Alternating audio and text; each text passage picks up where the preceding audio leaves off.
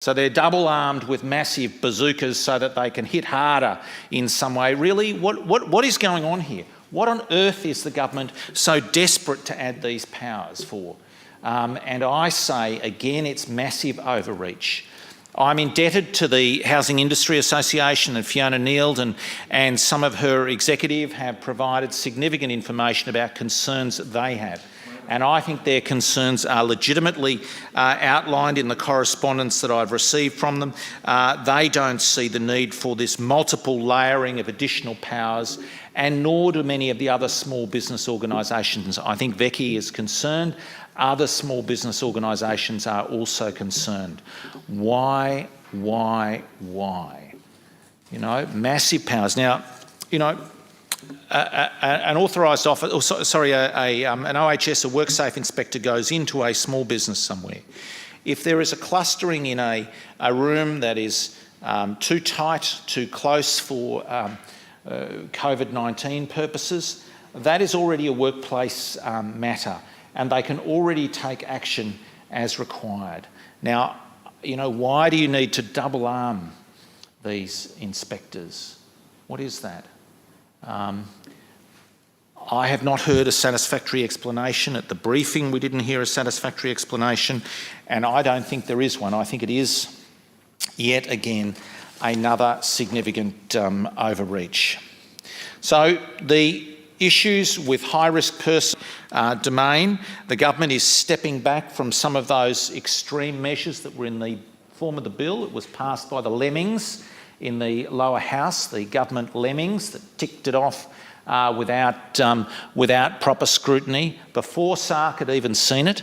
And I again make the point that this practice that is occurring with SARC now, where they're routinely ticking bills through before they've or routinely failing, I should say, to examine a bill before it's looked at in the chamber, and I do think that this is an increasing problem. The government could have provided those bills earlier, and in my view should have provided those bills much earlier. I also want to draw the chamber's attention to some of the aspects that we will seek to amend, and I want to see if we can circulate. The amendment is not yet ready. Well, maybe I'll talk to it.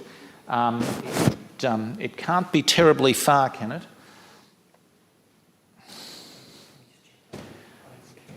Either way, I'll talk to it in a very simple mode. It seeks to insert a new clause 16A and 16B. It will follow that the other clause that we're still very concerned about, that adds more powers for authorised officers, and we will seek to deal with the 5 kilometre radius rule that has been put in regulation in subordinate legislation, and in that mode it will reach down and through a legislative instrument revoke the powers that have been put into that particular order.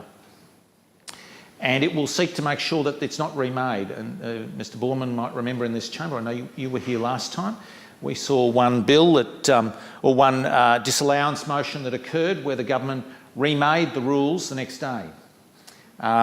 So we've made it clear that that can't occur in this occasion. So that's in two parts. The first part is to simply disallow or to make sure that the 5K rule has no effect. And then the second is to make sure that it can't be easily remade to subvert the decision of the chamber. The point I make here is that there has never been any evidence presented in the public domain that supports the 5 kilometre rule. And still 30 minutes away. Well, I'll seek leave for the House to circulate that when it arrives, Clerk, if with the House's approval. It was prepared late yesterday, and it was due to be here a little earlier than that, and so either way it will be here in good time, and I'm happy at the time of the committee to talk further about the amendment. But the amendment is actually, and I'm indebted to Parliamentary Council and put on record my significant appreciation and I said to the clerk the other day, the Parliamentary Council in Victoria is first rate. Their ability to turn things around quickly is remarkable. Their attention to detail is extraordinary. And their preparedness to think laterally about how to achieve particular objectives, I also put on record as absolutely first rate. And that has not always been the case, I might add, Acting President. It's not always been the case in Victoria, but it is currently, and I think credit should be given where it is due. What I wanted to say, though, about the 5K rule is that it unnecessarily restricts the ability of people to move, and it does it in a way that is not focused on density. It is not focused on the clustering that is the key transmission aspect that people understand with COVID-19. It is focused simply on movement. The decision of the Premier the other day to change the rule and to allow 5Ks within home or 5Ks within work it gives, again, the lie to the basis of this. It is entirely arbitrary, these decisions. Why 5Ks? Why not 2Ks? Why not 10Ks? Nobody has ever explained the basis for that 5K set of decisions adequately, and nobody has ever released, as I say, the background documents, the briefing papers, the working papers on which these decisions are made. I want, Acting President, to make a couple more points in conclusion. The first is that I think the community has significantly tired of the way the government has structured many of these decisions over the recent period. The community is tired of being told from on high that they're somehow responsible. The community is tired of the damage that's being done to our small businesses, and the community wants to see the rational basis for each of the decisions that is made. They want to see the explanations, and they want to understand what will actually help manage the virus and what is unnecessary or excessive restriction, like the 5 kilometre rule, like the curfew, that should never have been put in place in the first instance and should be removed immediately in our view. So the other point I want to make is just return to some points I made earlier on about the structure of government and the decision making in government. And this bill, I think, is another case study. It's, as I'm informed, has come straight again out of the Premier's office. It is a bill that seeks more powers, and those powers are only in some areas explained. We agree with the better arrangements in the courts and the steps that will enable those to proceed. But we do not agree with the excessive overreach in a number of key parts. So, President or Acting President, with those comments, I say that the opposition will oppose Clause 15. We will oppose Clause 16. We will seek to introduce new clauses which will seek to remove or nullify the effect of the 5 kilometre order that's been made under the Public Health and Wellbeing Act. And we express our significant concern at the overreach in this bill, our significant concern that it is again driven by the Premier's grab for power. We saw the State of Emergency bill, now this bill, all of these being crunched through without the proper scrutiny that they should have had. And, you know, my views on SARC are now well known, but the community, I think, wants to see where great power is exercised. They want to see the checks and balances. It's like the attempt to close down this parliament. The lower house was successfully closed by the government for a very lengthy period. It was only our chamber that continued to sit in a moderated way, and, you know, we're all happy to work with the officials here and with the President to find ways to make sure that it's a COVID-safe sitting. But where great power is being exercised, there's great responsibility to put checks and balances in place to make sure that the great power is held in check, and we think this bill is a step too far by the Premier. Thank you, Mr Davis. Ms Terpstra. Thank you, Mr Acting President. It's a bit challenging once you get up here to try and undo a mask and glasses and earrings and all that sort of stuff. So it's the challenges that come with wardrobe. Anyway, I rise to make a contribution in regard to the COVID-19 Omnibus Emergency Measures and Other Acts Amendment Bill 2020. And in so doing, Mr Acting President, what I'd like to do before I begin my contribution is just to circulate to the House some amendments to be proposed in committee by Minister Symes, and I just seek to circulate those now. Okay, we'll get those circulated.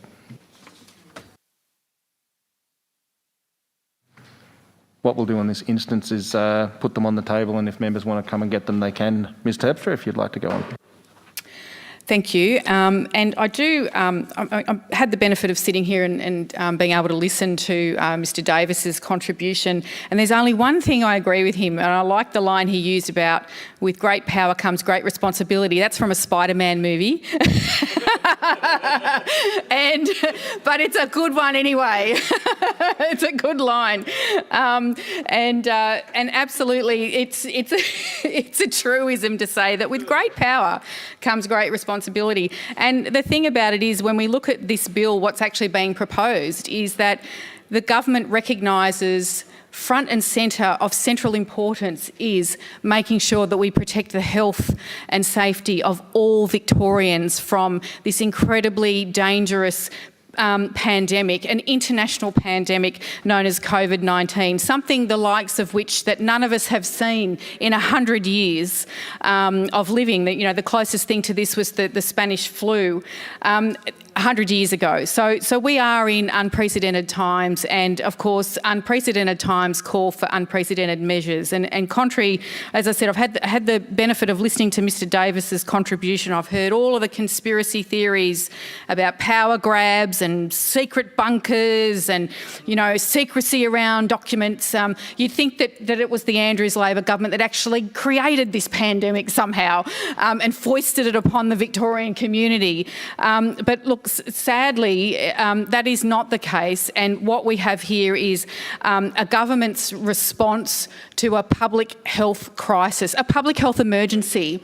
It is an emergency, and we have to remember that is what this is about. The government did not create this. This is something that countries around the world are being forced to deal with all at the same time. And if you look at various measures that being implemented in other countries around the world, and I think I heard, might have been Dr Sutton mention, or Professor Sutton mentioned earlier today, that perhaps in some countries, other countries around the world, for example, restrictions around movement. Some people in other countries are being restricted to 100 metres from within their homes as opposed to 5 kilometres. Others are 150 metres. So again, it's recognised around the world that implementing restrictions on movement of people is an effective measure. It's one measure in a range of measures that is effective in suppressing movement as part of the public health response to trying to drive numbers of infections down.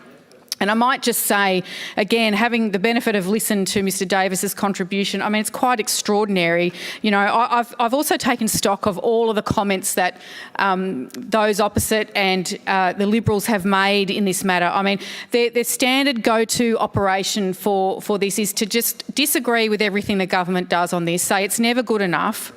There's no actual alternatives that are being offered other than to say you should open up more quickly. And I think Mr O'Brien even mentioned that you talk about restrictions on movement and opening up, but I'm pretty sure I heard Mr O'Brien say that people should be forced to wear ankle bracelets at one point in time as well. So, I mean, we have all these contrary, flip-flopping, all over the place positions from those opposite, and not to mention throwing in the arguments around bats with the ankle bracelets. So, I mean, again, how can any Victorian have any confidence in anything that comes from those opposite when all they can do do is be disagreeable. This you would expect would be the perfect opportunity for bipartisanship on this particular matter. But no, what those opposites sought to do was drive a wedge in the Victorian community to say this is all a major power grab. I've never heard anything more ridiculous in my entire life. And such a tin ear of those opposite when they failed to even recognise that the community confidence that the Victorian community has in the government and the Premier's handling of this pandemic. Last time I looked, it was 65% approval rating for handling of the pandemic. So, Mr Davis, I just say that, yes, continue on in your line of saying that this is such a shambles and all the rest of it, but people don't agree with you. So continue to make that assumption, and no one's listening to you, which is probably a good thing. And your AstroTurf campaigning outfits, reignite democracy, those sorts of things, I might throw that in as well. It's a shame that all you seek to do is continue to fan the flames of fear within the community rather than encouraging people to observe the public health measures that are reasonable, proportionate in response to handling the pandemic, because what we want to do is we don't want to see any unnecessary deaths. There are preventable deaths in this pandemic, and we saw that through a variety of things happening, a confluence of events, that once COVID-19 got into the aged care system, we saw deaths occur. They were preventable deaths, and partly this was in response because we have a casualised workforce in some of these settings. Some of these workplace settings are high risk for COVID-19, and sadly it's because there's a high degree of casualisation or insecure work, and we're seeing that play out across this second wave. So again, workplace relations is not something that's high on your agenda, or rather it's high on your agenda to destroy it and to make sure that people don't have rights in their workplace. And spectacularly, the issue of insecure employment has actually blown up in the faces of those opposite, and it's something that needs to be dealt with, and I actually have trust and confidence in our government to in fact deal with this, not of course in the context of this pandemic, but it's something that has arisen tangentially as a result of dealing with this pandemic. And I'll touch on the role of workplace health and safety inspectors or WorkSafe inspectors as I come to talk about the detail of the bill in a moment, and why that's important and relevant, because it is incredibly important, because we need to make sure that in some of these high-risk workplace settings that we can actually make sure we have the necessary powers to ensure that any outbreaks of COVID don't get out of control and they can actually be controlled and monitored. So look, I'll turn to the detail of the bill now, but I just couldn't let some of those comments from Mr Davis go by unchallenged, because they are, a lot of them are quite ridiculous. And as I said, it's been disappointing. I too, and I know a number of my colleagues, many of our colleagues on the government benches, but also on the crossbench and on the other side there of the Liberal Party, have received many emails. And I wish sometimes that actually people would put their suburb or contact details there so that we could actually get back to them. But, sadly, a lot of them don't tell where they live.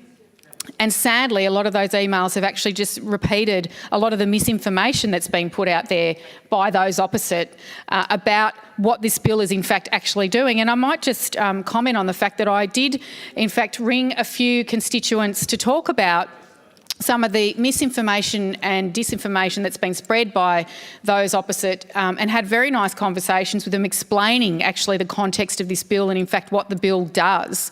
And after I spent quite some length of time, and I know Ms Taylor did the same thing with engaging with constituents in her region as well, people were actually people actually felt, the constituents that I spoke to, felt reassured after having heard an explanation about what the content of the bill actually did or sought to do.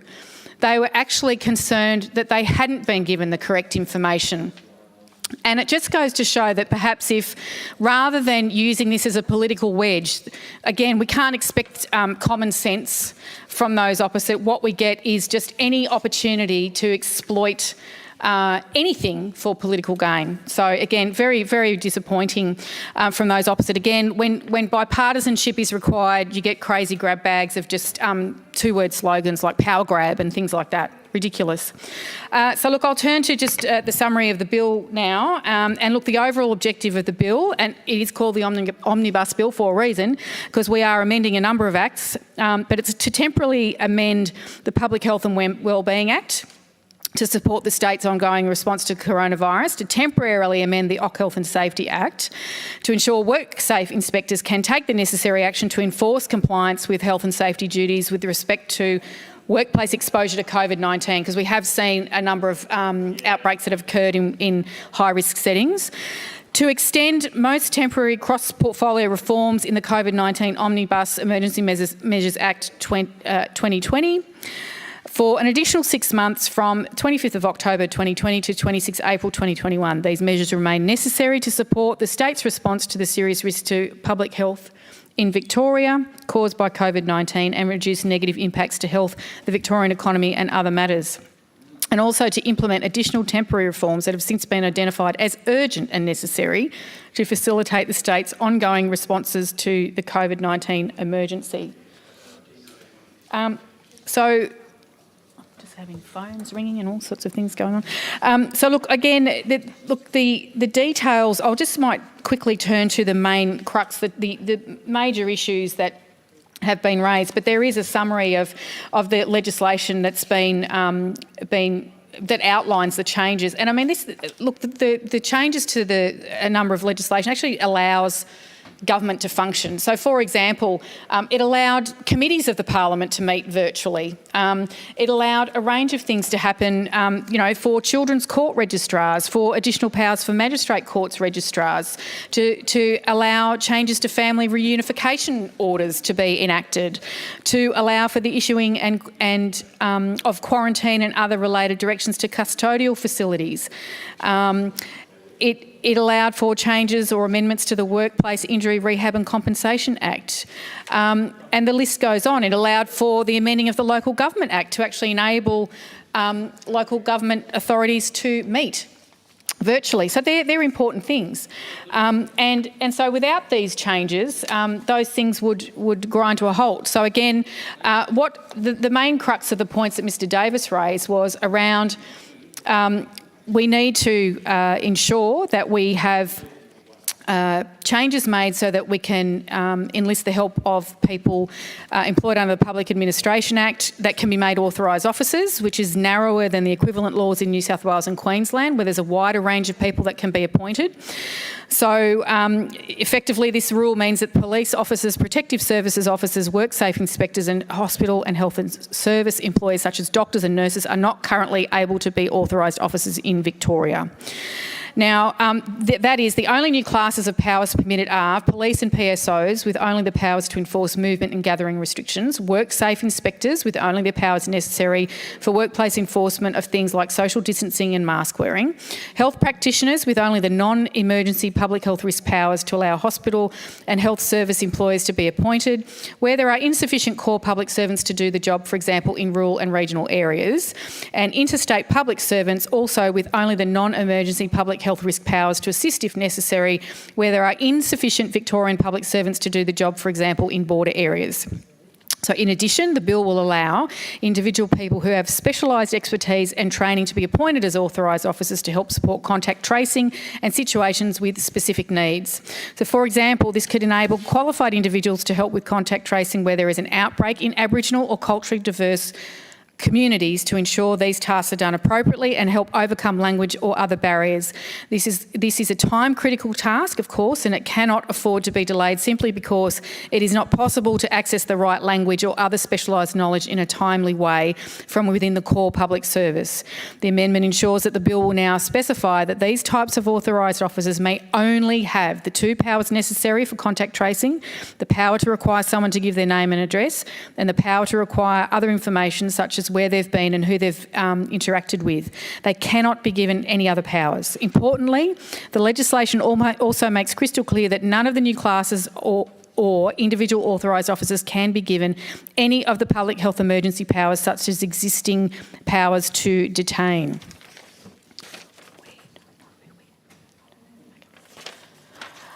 So look, that's just the major issues that I think that there were concerns that were raised within the community, that those two major elements around powers and again the detention powers as well.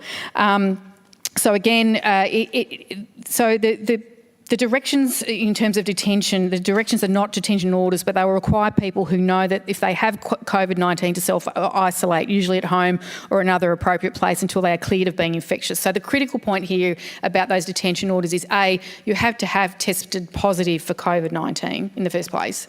And if you have and you're subject to a detention order, any authorised officer must have a reasonable belief that then you are not going to comply with any directive. So again, it's actually a very limited set of circumstances that apply. It's not powers writ large or at large to just detain people and as has been put by those opposite.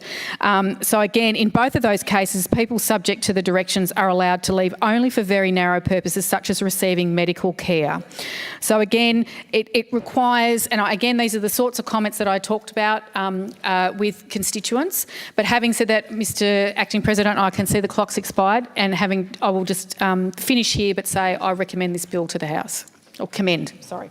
Thank you, Ms Terpstra. Mr Hayes. Thank you, Mr Acting President. Mr Acting President, there's a lot of pain in the Victorian community at the moment, particularly in the City of Melbourne. A lot of pain, a lot of hurt, psychological trauma, anxiety as a result of this harsh lockdown. People are tired, they're sick of it. They're tired sometimes of the seeming random, arbitrary enforcement. Now, the figures indicate that the current strategy that's being applied is working. On July the 30th, the state recorded 723 infections and 13 deaths, and on October the 12th, we recorded 15 infections and 0 deaths. So the strategy's working, but people are tired and weary.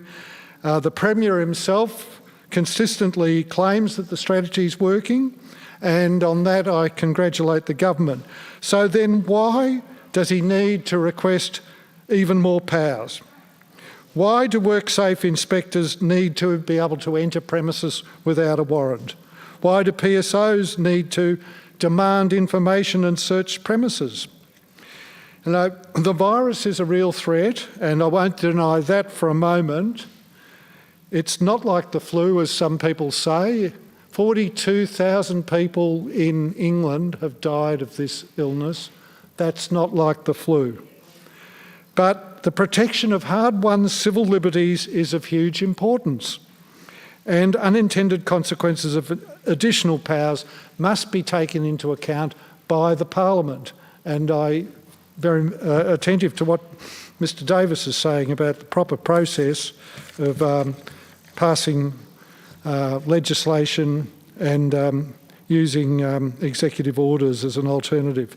I've listened to the stories of people in the community who are scared, who are anxious and apprehensive, and some of them are foregoing regular health checks and hospital treatment because of the current restrictions, which is not wise. But people are worn out and exhausted, and they're only going to be further disheartened and scared if the government has its way with these additional powers. And I do welcome that the government amended the bill, this bill at the moment, to tighten the scope of authorised officers and cut back on those wide-ranging detention powers that were originally proposed.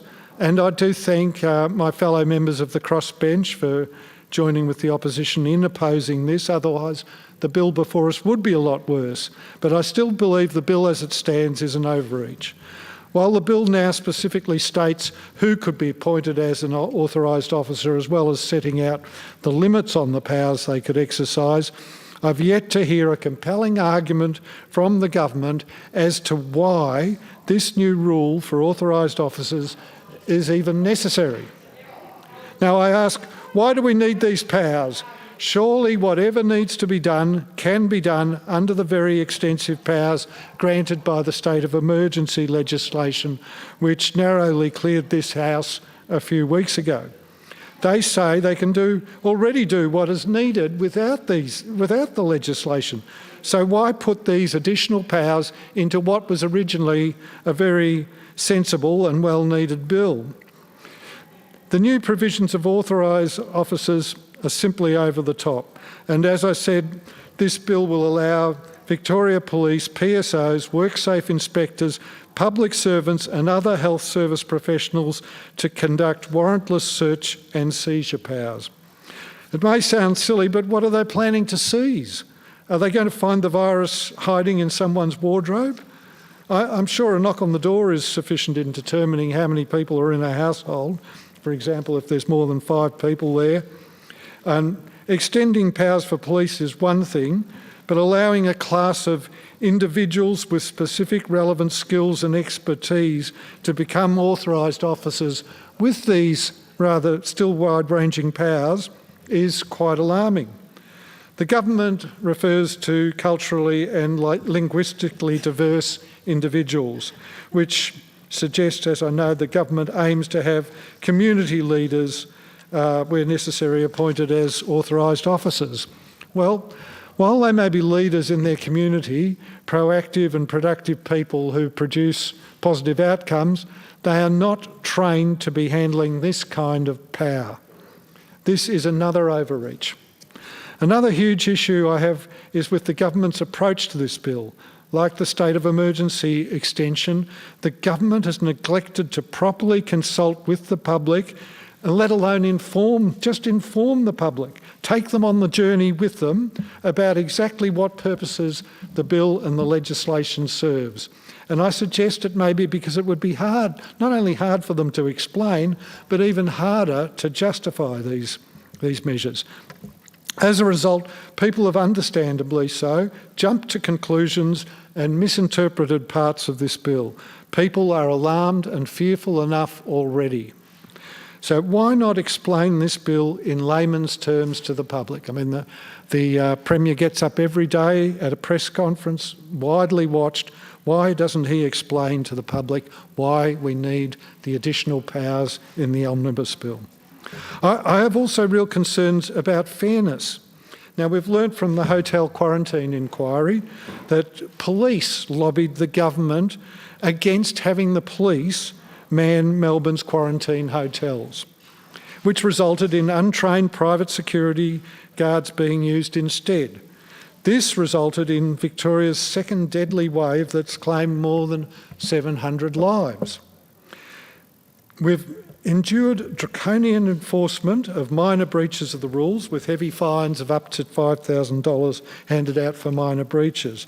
This would be understandable if the public service and the government were held to account for their failures, but they haven't so far. So far, nobody from the government has taken any responsibility. No one has been met with any real repercussions, except for one minister and one top public servant being put in the position of having to step down. The government wants to increase the range of people who can be authorised officers, who can then hold Victorians to account and possibly substantially fine and punish people for doing the wrong thing. But perhaps they should set the right example and make it clear to Victorians who made the decision that led to this second wave, the people who made the decisions that led to the second wave, and hold them responsible for their actions. Perhaps then the community may stomach this sort of heavy-handed approach a little bit better. I'll note that while the government has made some serious blunders, it has also achieved fantastic results recently, which have absolutely prevented Victoria from following the footsteps of COVID-devastated places like America, London, Italy, many places on the continent and in the Americas. Pending further changes to this bill, I can see no reason why the government's current arsenal of powers isn't adequate to handle the tail end of this second wave. And as a result, I see no reason to impose new radical measures on the Victorian community. Thank you. Thank you, Mr Hayes. Mr Finn. Mr Acting President, well, what an extraordinary piece of legislation we have before this House today. Not as extraordinary as it was last week, but extraordinary nonetheless. It was Machiavelli who is originally credited with saying, "Never let a good crisis go to waste." And how appropriate it is, because it could well be Daniel Andrews that came up with that saying. Because what the Premier of this state has done now for most of 2020 is to use this virus, the Wuhan virus, as something to advance his agenda, something to advance his political goals. And I have to say, I, along with the overwhelming majority of Victorians, have had a gutful. We have had enough. In fact, we have had more than enough. This legislation in its original form was possibly the ultimate power grab. Here was a government that was telling people that they could be arrested and locked up, not for what they had done, but for what they might do in the future. This is the thinking that this government has. Irrespective of the fact they were forced into a back down, this is the thinking that the Andrews government brings to this parliament. They'll lock you up for what you might do in the future. We're all clairvoyants now, presumably. What an extraordinary proposition. What an appalling proposition. It just goes to show just how much the Premier has totally lost the plot. It just goes to show how out of touch this Premier is with average Victorians. Indeed, Mr. Acting President, it goes to show how out of touch Daniel Andrews is with his backbench. Because his backbench didn't want it, let me tell you. They're furious. And most of his cabinet didn't want it either. But of course, they weren't consulted. They weren't consulted because Daniel Andrews has the Gang of Eight.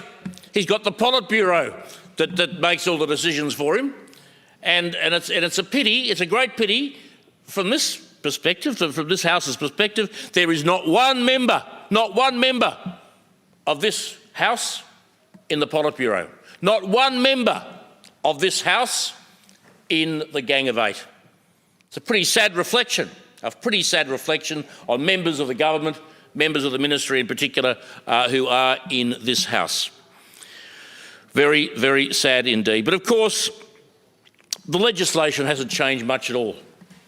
You know, there's talk about authorised officers being able to perform the duties, I suppose, reserved normally for police officers. Now, who are these authorised officers? What training might these authorised officers have? Doesn't matter. The Premier says it doesn't matter because this suits his way of thinking. You've got to realise where this bloke's coming from. Daniel Andrews is a hard-line, really dedicated, committed lefty. In years gone by, some might have even called him a communist. But he is undoubtedly as hard left as they come. And this is his mindset. This is his mindset. You do what I say or I will crush you. That's what he's saying to Victorians. That's what he's saying to Victorians. And we have seen that with the curfew. Now, remember the curfew. We couldn't go out after 8 o'clock to start with. Then we couldn't go out after 9 o'clock. Then somebody took it to court. Oh, we can't, out went the curfew. And we found out then that there was no medical advice that justified the curfew. There was no advice from police that justified the curfew. This was something that Mr. Andrews had come up with all by himself. This is a part of a thought process of somebody who wants to control people, who wants to keep people in their place. This is the mindset of a Premier who is totally out of control, and it's just tragic that the people of Victoria have had to be subjected for almost the entirety of this year to this man who is, well, you'd have to say he's quite mad at times. And of course, we then have the 5 kilometre rule. We all know about the 5 kilometre rule. You can't go beyond 5 kilometres from your home unless you have a really, really good reason. And if you don't have a really good reason, the police will stop you and they'll take you away and they will fine you for vast sums of money. This 5-kilometre rule is another piece of nonsense from a very nonsensical government. It's got to go. It's got to go. And as a part of that process, Mr. Acting President, what I would like to do at this point in time is to circulate the amendments that the opposition will put forward in committee. If we could, Mr. Finn, I do believe they've already been tabled over there. They've been tabled, so people can go and get them themselves. Wait one moment.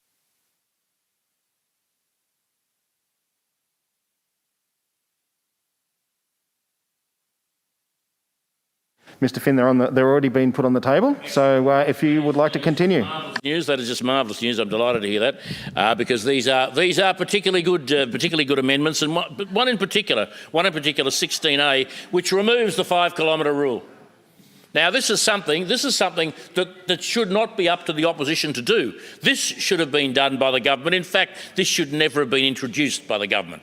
This, as I say, is just another indication of how much the Premier of the state wants to control the people of this state. You know, people, we've had people come in here talking about civil liberties. We've had people talking about how they're libertarians and all this sort of thing. And then some of them have voted to allow this to happen. Quite extraordinary, quite extraordinary. And I know I'm using that word a lot, but it really is. This legislation and this whole process has been quite extraordinary from the first day. So we in the opposition are urging the House to support amendments 16A. New section 200AA inserted, and also amendment 16B, which inserts a 200AB new section. And I think, the AB, indeed, Ms. Barth, as you quite rightly point out. I urge the House to take a favourable view of these amendments, in particular the removal of the 5-kilometre rule, because this, I think, will be wildly popular throughout the length and breadth of Melbourne. I don't know anybody who's got a good word to say about this. I was talking to a friend of mine last night who has a new baby. She has no family within 5 kilometres of her home. And her words to me were, "This is driving me insane." She's got a new baby at home. She can't have anybody come to see her. She can't have friends. She can't have relatives, family come to see her to give her a hand because of this 5-kilometre rule. Now, what the hell is going on in the state where new mums can't be helped because of a government regulation? What is going on in this state? What insanity is going on in this state? So I urge the House, when the opportunity arises, to support the amendments, in particular the 16A, because that is a very, very important one. Now, I suppose this bill is asking the question, it begs the question, do we trust the Premier? Do we trust the Premier? Now, I reckon if the pubs were open and we were able to participate in the pub test, we could walk into any pub in Melbourne, any pub in Victoria, and say, do you trust the Premier? And the answer would be an overwhelming not on your Nelly. No way known do Victorians trust the Premier. I have had emails that would curl your hair, some of the language that has been used about the Premier by Victorians. On my own Facebook page, I have had to remove comments from people who have in very colourful terms described what they would like to do to the Premier. And I've taken it upon myself to remove those because I don't want to be promoting violence. But that's the sort of thing that is going on. People are really, really angry. I have never seen Victorians as angry as they are now. I'm old enough to remember what it was like in the lead up to the 92 election. And that was pretty bad. That was pretty bad. But now, I reckon it's 10 times as bad. I mean, I was going down to get some lunch today, and a bloke stopped me in the street and said, "Do you know where Dan Andrews is?" He said, "I want to see him." And I thought to myself, well, look, I'm not sure whether I should point that out, but I said, but he's up there. And off he wandered. But, you know, people are walking the streets looking for the Premier now. It's quite an amazing situation that we have in this state. So do we trust the Premier? Do we trust the Premier with the powers that he wants in this legislation? No, not in a million years would you trust the Premier to do anything. And we've seen him at the Coat inquiry. You know, we've seen him playing with the truth. We've seen him manipulating the truth. We've seen him tell out-and-out lies. We have seen him have no regard for the truth at all in regard to the Coat inquiry, or indeed quite often in these interminable press conferences that he has. And, you know, it was quite extraordinary. Last week the ALP put an ad out, or a tweet out I think it was, and said, congratulations, 100 press conferences. Well, you know, that's 100 days of misery for Victorians. 100 days of death for Victorians. 100 days of death, of destruction for Victorians. That's what that was. But the ALP thought it was worth celebrating anyway. Just goes to show, as I say, how out of touch they are. Totally and absolutely out of touch with reality. The fact of the matter is that this government and this Premier are traumatising Victorians. They're traumatising old people, many of whom have been sitting in their homes for the last 7 or 8 months without seeing another living or breathing soul. They're traumatising little kids who all they want to do is go and see their friends. Now, up until yesterday, they couldn't do that. There's still a section of the school community who can't, including 2 of my daughters who are still at home. Now, they haven't seen their friends for months and months and months. They're being traumatised by a government that just doesn't care. And as I said before, for the rest of us, well, we don't seem to matter. We don't seem to matter. The rest of the community just doesn't seem to matter, as long as Daniel Andrews can flex his muscle and show what a big he-man he is, and how strong he is, and how he can tell people what to do and how to live their lives. That seems to be his ultimate. You know, this. Oh, no, his party. No, as Ms. Crozier says, his party is not happy with him at all. As I mentioned earlier, it's very, very, very true indeed. And you know, we have a situation where members of his own party are openly speaking to the media about how they want him to go. You know, Labor members of Parliament are openly speaking to the media now about how they want a new leader. They're talking about the need.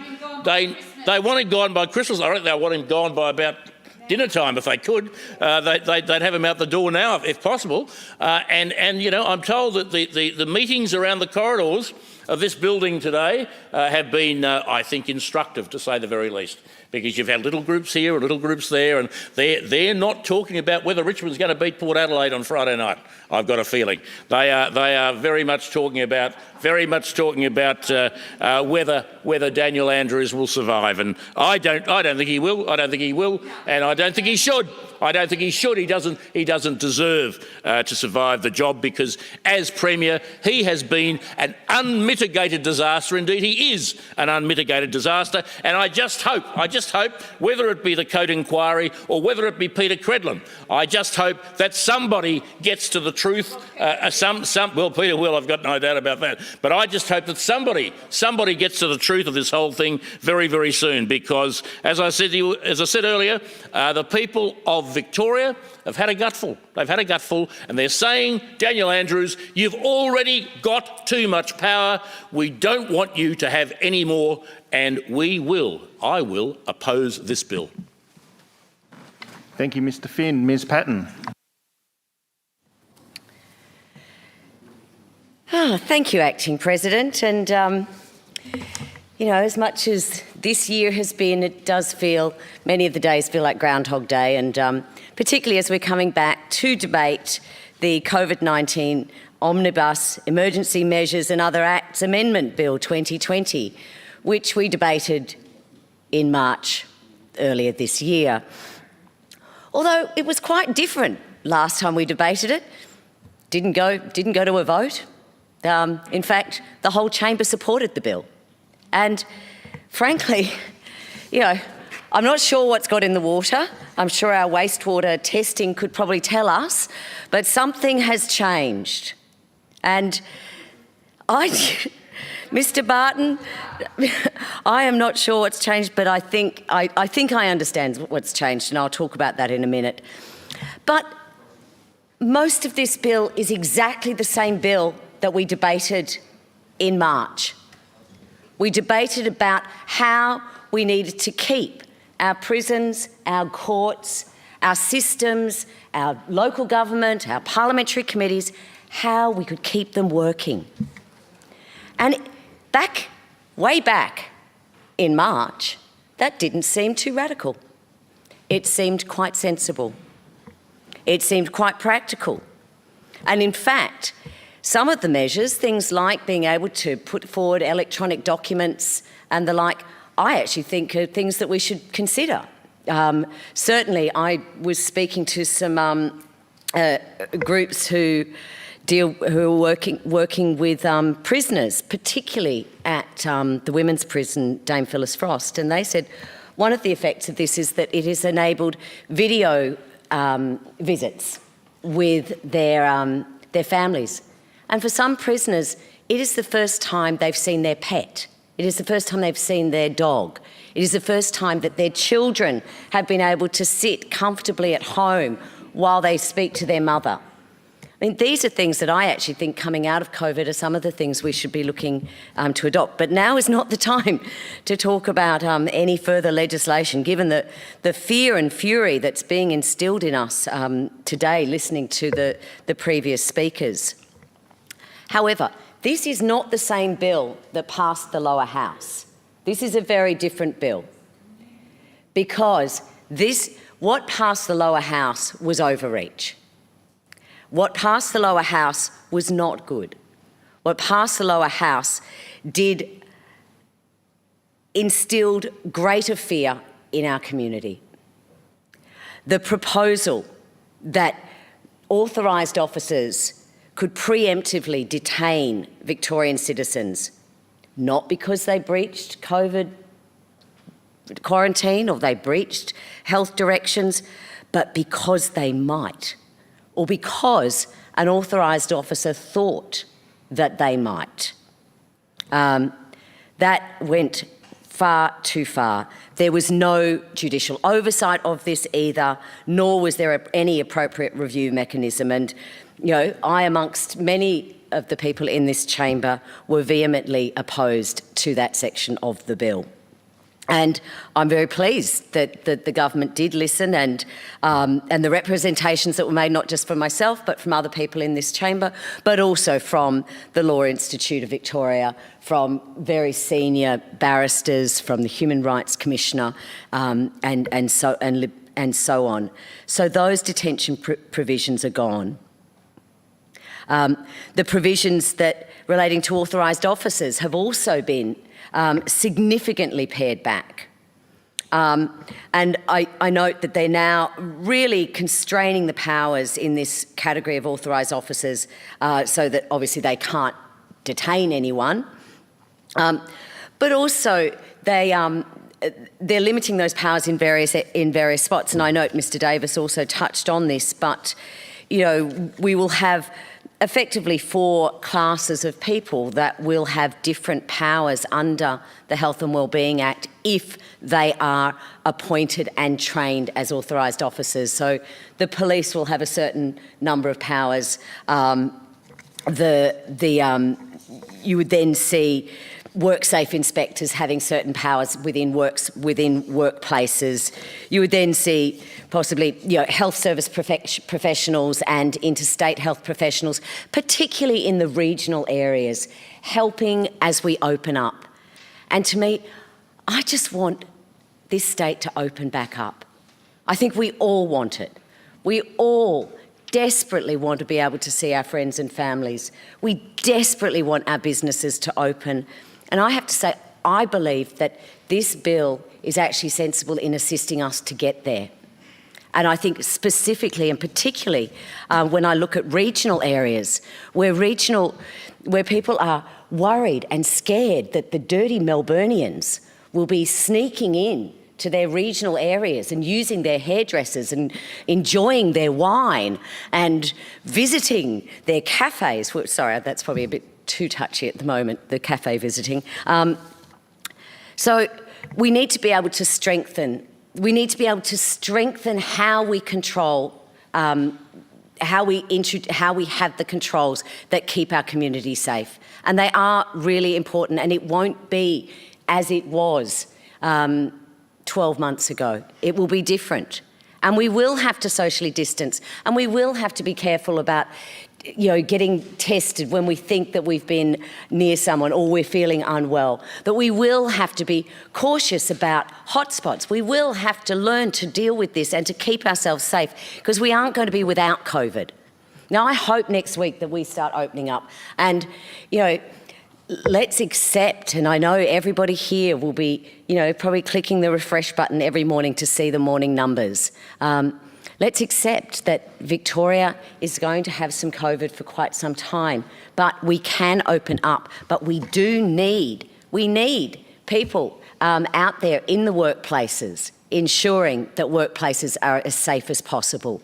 We do need people out there, health officers, providing contact tracing out in the regional areas. We need all of this to ensure that we can move to step 3, to step 2, to step 1, so that we can open up again in whatever that COVID normal way will be. So I think this bill is now it's a functional bill. It does that. It allows us to keep functioning. It will allow us, and I'm desperately hoping that we will open up in Melbourne next week, and I really hope that the regional areas almost go back to normal next week. Ms. Lovell actually yesterday raised some interesting points about, in the border bubbles where you've got a vineyard opened in Albury, but not one across the river. But the people from Victoria can visit the one in New South Wales. There's these contradictions around it, and I think this is where this is what can be fixed, and this is what we need to be doing. But if we don't support this bill, if we just say, no, I don't want to support it. I supported it in March, I'm not going to support it now.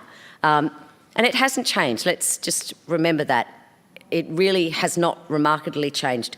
I will get on to possibly why I think people have changed their position on this bill.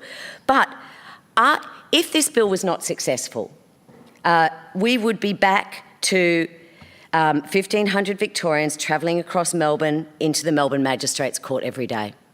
We would be back to having pools of 200 people getting interviewed for jury duty. We would see the end of any online local government meetings. We would see the end of any online joint committee meetings in this place. We would see changes in the way that we could operate our courts. We would see significant changes, which right now are ensuring that our prisons and that our courts, for the most part, can work safely at the moment. So there's many areas where this bill will assist us to open up. This bill is not about keeping us shut, in my opinion. However, that is not what you would think by listening to the people, by listening to this chamber, by listening to some of the misinformation that is being spread out there. Hearing the Leader of the Opposition undermining the Chief Health Officer in this place. Hearing Mr Finn questioning the mental health of the Premier. This is actually now becoming a trust issue, and I'm actually very concerned about the fear in our community, because people are really scared. Looking at some of the things that people are writing to me about this legislation that They think that this means that people are going to walk into their houses and steal their children. They think that this means that they're going to be locked away.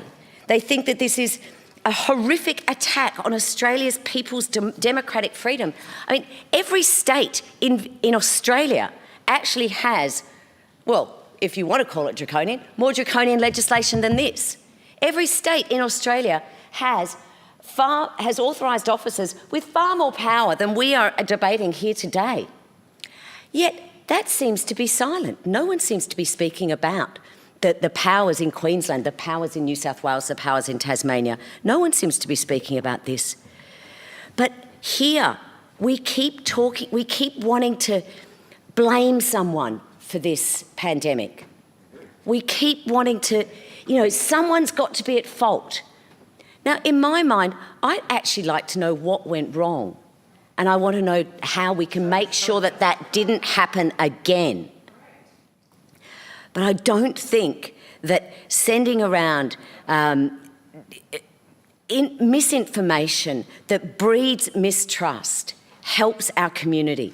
It makes our community even more fearful. It makes our community scared. When you say you can't trust the Chief Health Officer, when you say that the Chief Health Officer isn't up to the job, when you say that this does not help the community. This does not help the community's mental health. This does not help the community feel safe. This does not help the community in moving forward.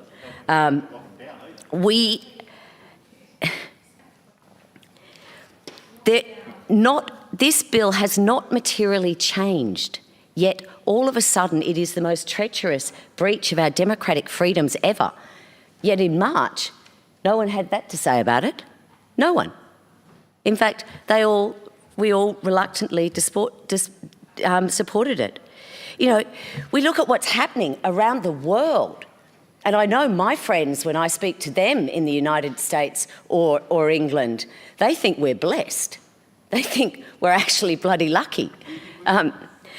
I am desperate for this state to open up. I am desperate for my local businesses to open up. I am desperate for my constituents to be able to get back to work as they did, for my constituents' children to get back to school. I am desperate for that to happen, but I know that we actually are going to need some controls to ensure that that happens safely and to ensure that our constituents feel safe. Because I know that right now, because of all of this fear out there, our constituents don't feel safe. They're scared. They're scared that if they go out there, something bad will happen, that they will get arrested on the street.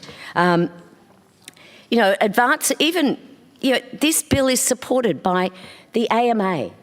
This bill is supported by the Australian Industry Group. This bill is supported by Liberty Victoria. This bill is supported by the Commissioner for Human Rights. This bill is supported by the Law Institute of Victoria. By the QCs that criticise this bill, they are now saying that they are satisfied that this bill finds the balance between health measures and civil liberties. Felicity Gary, who is one of the prominent QCs, who wrote to the Premier about this. I spoke to her last week. She says, we need these health measures. She's in England, in the UK at the moment. Again, another one who wishes that the UK could do some of the things that we're doing here. That wishes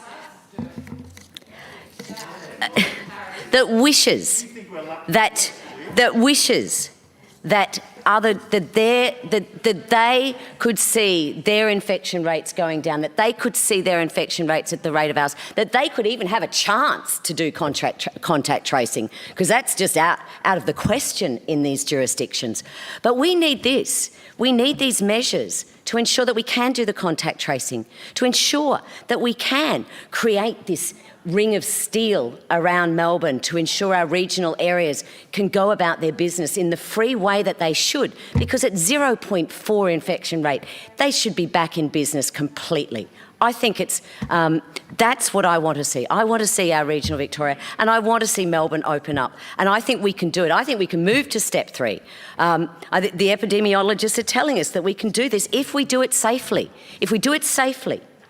And if we do it with some of these measures that ensure that we can do it safely, that ensures that our justice system can continue to operate but can do it safely, if we can ensure that we can keep our aged care facilities safe.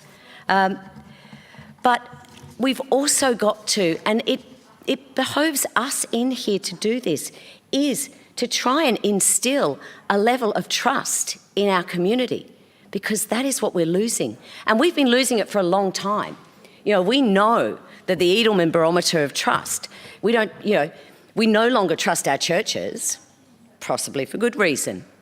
We no longer trust our corporations. We no longer trust so many of our institutions. And sadly, some of the rhetoric and the vile information that we are feeding our constituents, that is further breeding this level of mistrust in our community, and that is something that we need to stop. That is something that we need to fix. And I, for one, actually support this bill. I don't support everything the government's done, and in fact, and on saying that, and on finishing, I support the amendment that Mr Davis presented today on the 5 kilometres. I've yet to see the evidence of that. Now, probably if I was in a regional area, I wouldn't want to be saying that. But as a Melburnian, as someone who represents an inner city electorate, I do support the abolishment of the 5 kilometre rule. But we do need health measures. We do need the health department to be as well resourced as possible to ensure that we can come out of this safely, to ensure that our businesses can open up and they can open up safely. Thank you. Thank you, Ms Patten. Ms Barth. President. Acting President, it's interesting in listening to the debate today that the members of the government talk about reasonable and proportionate, and I've heard that mentioned today. Reasonable and proportionate, well, the multi-thousands of emails that have come into my emails, people who've knocked on the door, come into my office, who've rung, written letters even, many of those do not think it's reasonable and proportionate, the bill before the House. In fact, most don't. Some are just lamenting the pure frustration of this botched response from the Andrews government. But most of them are saying that this is huge overreach and quite unnecessary. And I didn't flag, I didn't hang out a shingle anywhere saying, come and tell me your woes. I don't mean that disrespectfully. I didn't tout for any negative opinion. I was just an upper house MP who was prepared to listen, and we've all received them. We've all received many of those letters and emails. What Victorians want is recovery and hope, but what they're getting is a dictatorial style premier. And I want to talk about some of these unprecedented power-hungry lockdown elimination strategy of Daniel Andrews, and it's crushing the livelihoods of thousands of Victorians. And it's compromising their mental health, and it's scaring the daylights out of many of them. And this isn't anything that I have done. This isn't anything that MPs here have done, but it's Daniel Andrews who is creating this. He has created it from day one. I cannot understand when, yes, an overseas virus came to our shores, as it was always going to, on the back of overseas travellers. I cannot understand in those early days when we're all glued to the television and we're watching Daniel Andrews and the Prime Minister and the other premiers talk about National Cabinet, and there was a feeling of hope and unity with respect to that. National Cabinet, they were speaking daily, probably hourly from time to time. And yet, what happened to Victoria is so vastly different, and I'll go into the bill in detail shortly, but some context around that. When Daniel Andrews went, I'm speaking to the Prime Minister, all right, Okay, well done. Let's keep going on this. But what he then did was, rather than, as a leader, take the group discussion, what are you doing with your overseas return travellers? What are you doing in terms of hotel quarantine?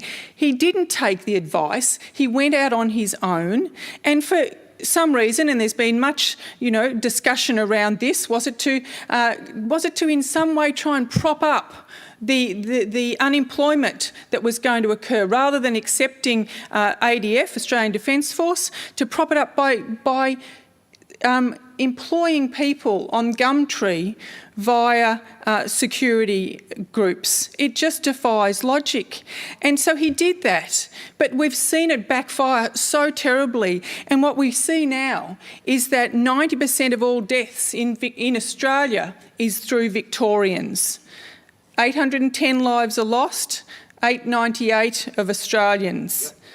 We see 791 directly attributed to the hotel quarantine, 98% in my maths, and I know that Jennifer Coates in the inquiry is talking about 99%, or the evidence in that inquiry, 99% can be attributed back to the botched hotel. And these aren't just numbers, they're people that other people loved. They're people who passed in isolation. Now, some will say, well, that their age, these sorts of things are always going to affect the aged and vulnerable first. Yes, that's true. But on any given day, when there's someone dying in a nursing home, a family member or a beloved friend can go and hold their hand and be with them, but not in this situation, not in this botched scenario this nightmare that we've lived in Victoria. And who's to blame? Well, the only person every time I think about the Premier and what he's doing, I think of that pea and the thimble trick. And he's popped the pea of truth somewhere under a thimble and he's moving it round on the deck chair as fast as he can. We've seen that various entities, the Chief Commissioner, the former Chief Commissioner, talk about and release commentary around a time span that could indicate who was actually that final governing body, who were the voice that said, yep, let's stop the ADF and bring in security officers. And what we also have seen in a diabolical way is amnesia. This is not leadership, this is amnesia we're getting. And it is diabolical that our Victorians have suffered so. And indeed, in my own electorate of Eastern Victoria region, Gippsland is 0 cases, and yet people are still locked down in terms of businesses that can open. No gyms can open, no dance schools can open, swimming lessons in heated pools, and the list goes on. And yes, you can say, oh, but it's all for the greater good. But New South Wales doesn't have to wear this burden. New South Wales doesn't have the subversion of executive government. Victoria had a government system and a cabinet. Then it became the crisis cabinet, and now it's morphed into the decision maker of one. And there is no accountability with this. Certainly the daily briefings that the Premier provides is almost having a tooth extracted without anaesthetic. He monotonously backs back questions, some of them very decent questions from media about what's going on. It's taken the fact that former Minister McArthur has reflected on the fact that, and I quote, the fact that no such cabinet or cabinet committee process was engaged for the setting up of the hotel quarantine program, and its root cause of some of these issues which have been ventilated before the board in the inquiry, in the course of this inquiry. We've seen contact tracing. It's just a debacle. Do we have enough people? Don't we have enough people? do we have the system working? Do we have fax machines? Why can another state, like a comparable state like New South Wales, get it right?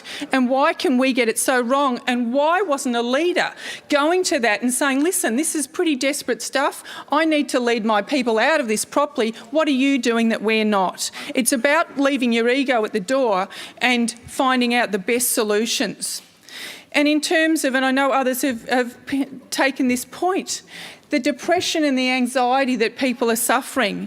And I do feel for the people in Melbourne, my city cousins, being imprisoned for up to 22 or 3 hours in a day.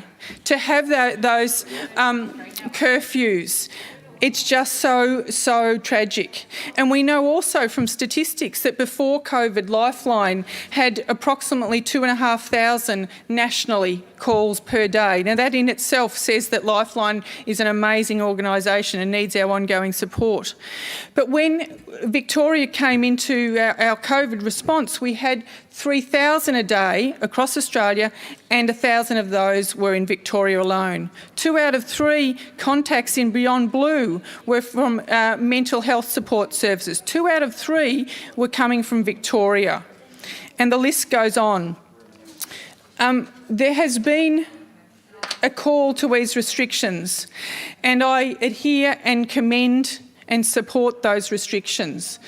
Regional Victoria does not need to be in the state that it is in. We've seen a very odd backflip of the Premier recently to do with masks. Now we're getting to the point where we are very low in regional Victoria. We are beating this thing by the sheer goodness and will of the population. And yet the government's now saying, no, sorry, masks, shields aren't right. You can wear a gaiter, but apparently a bandana's not right. Where is the documentation behind this? Where is the science behind this? These are captain's calls that, again, aren't serving our people. And the people are in genuine fear, as I've said. There's so much fear that when this opportunity came through this Omnibus bill to write to the Scrutiny of Acts and Regulation, to write to SARC, there were 13,000 emails in only a few days. Now, the government only opened it up for a matter of a couple of days. 13,000, and some of them CC'd me in as well and said, how do I write? And away you go. And they're concerned about their rights and liberties. They're concerned that the original format of this bill engaged very severely, the Omnibus bill engaged very severely on the Charter of Human Rights. And last term I was in SARC and I know the process. And it was interesting that often when there's a bill that seems quite unrelated to engaging the Charter of Human Rights, down in layer by layer it was identified how and what.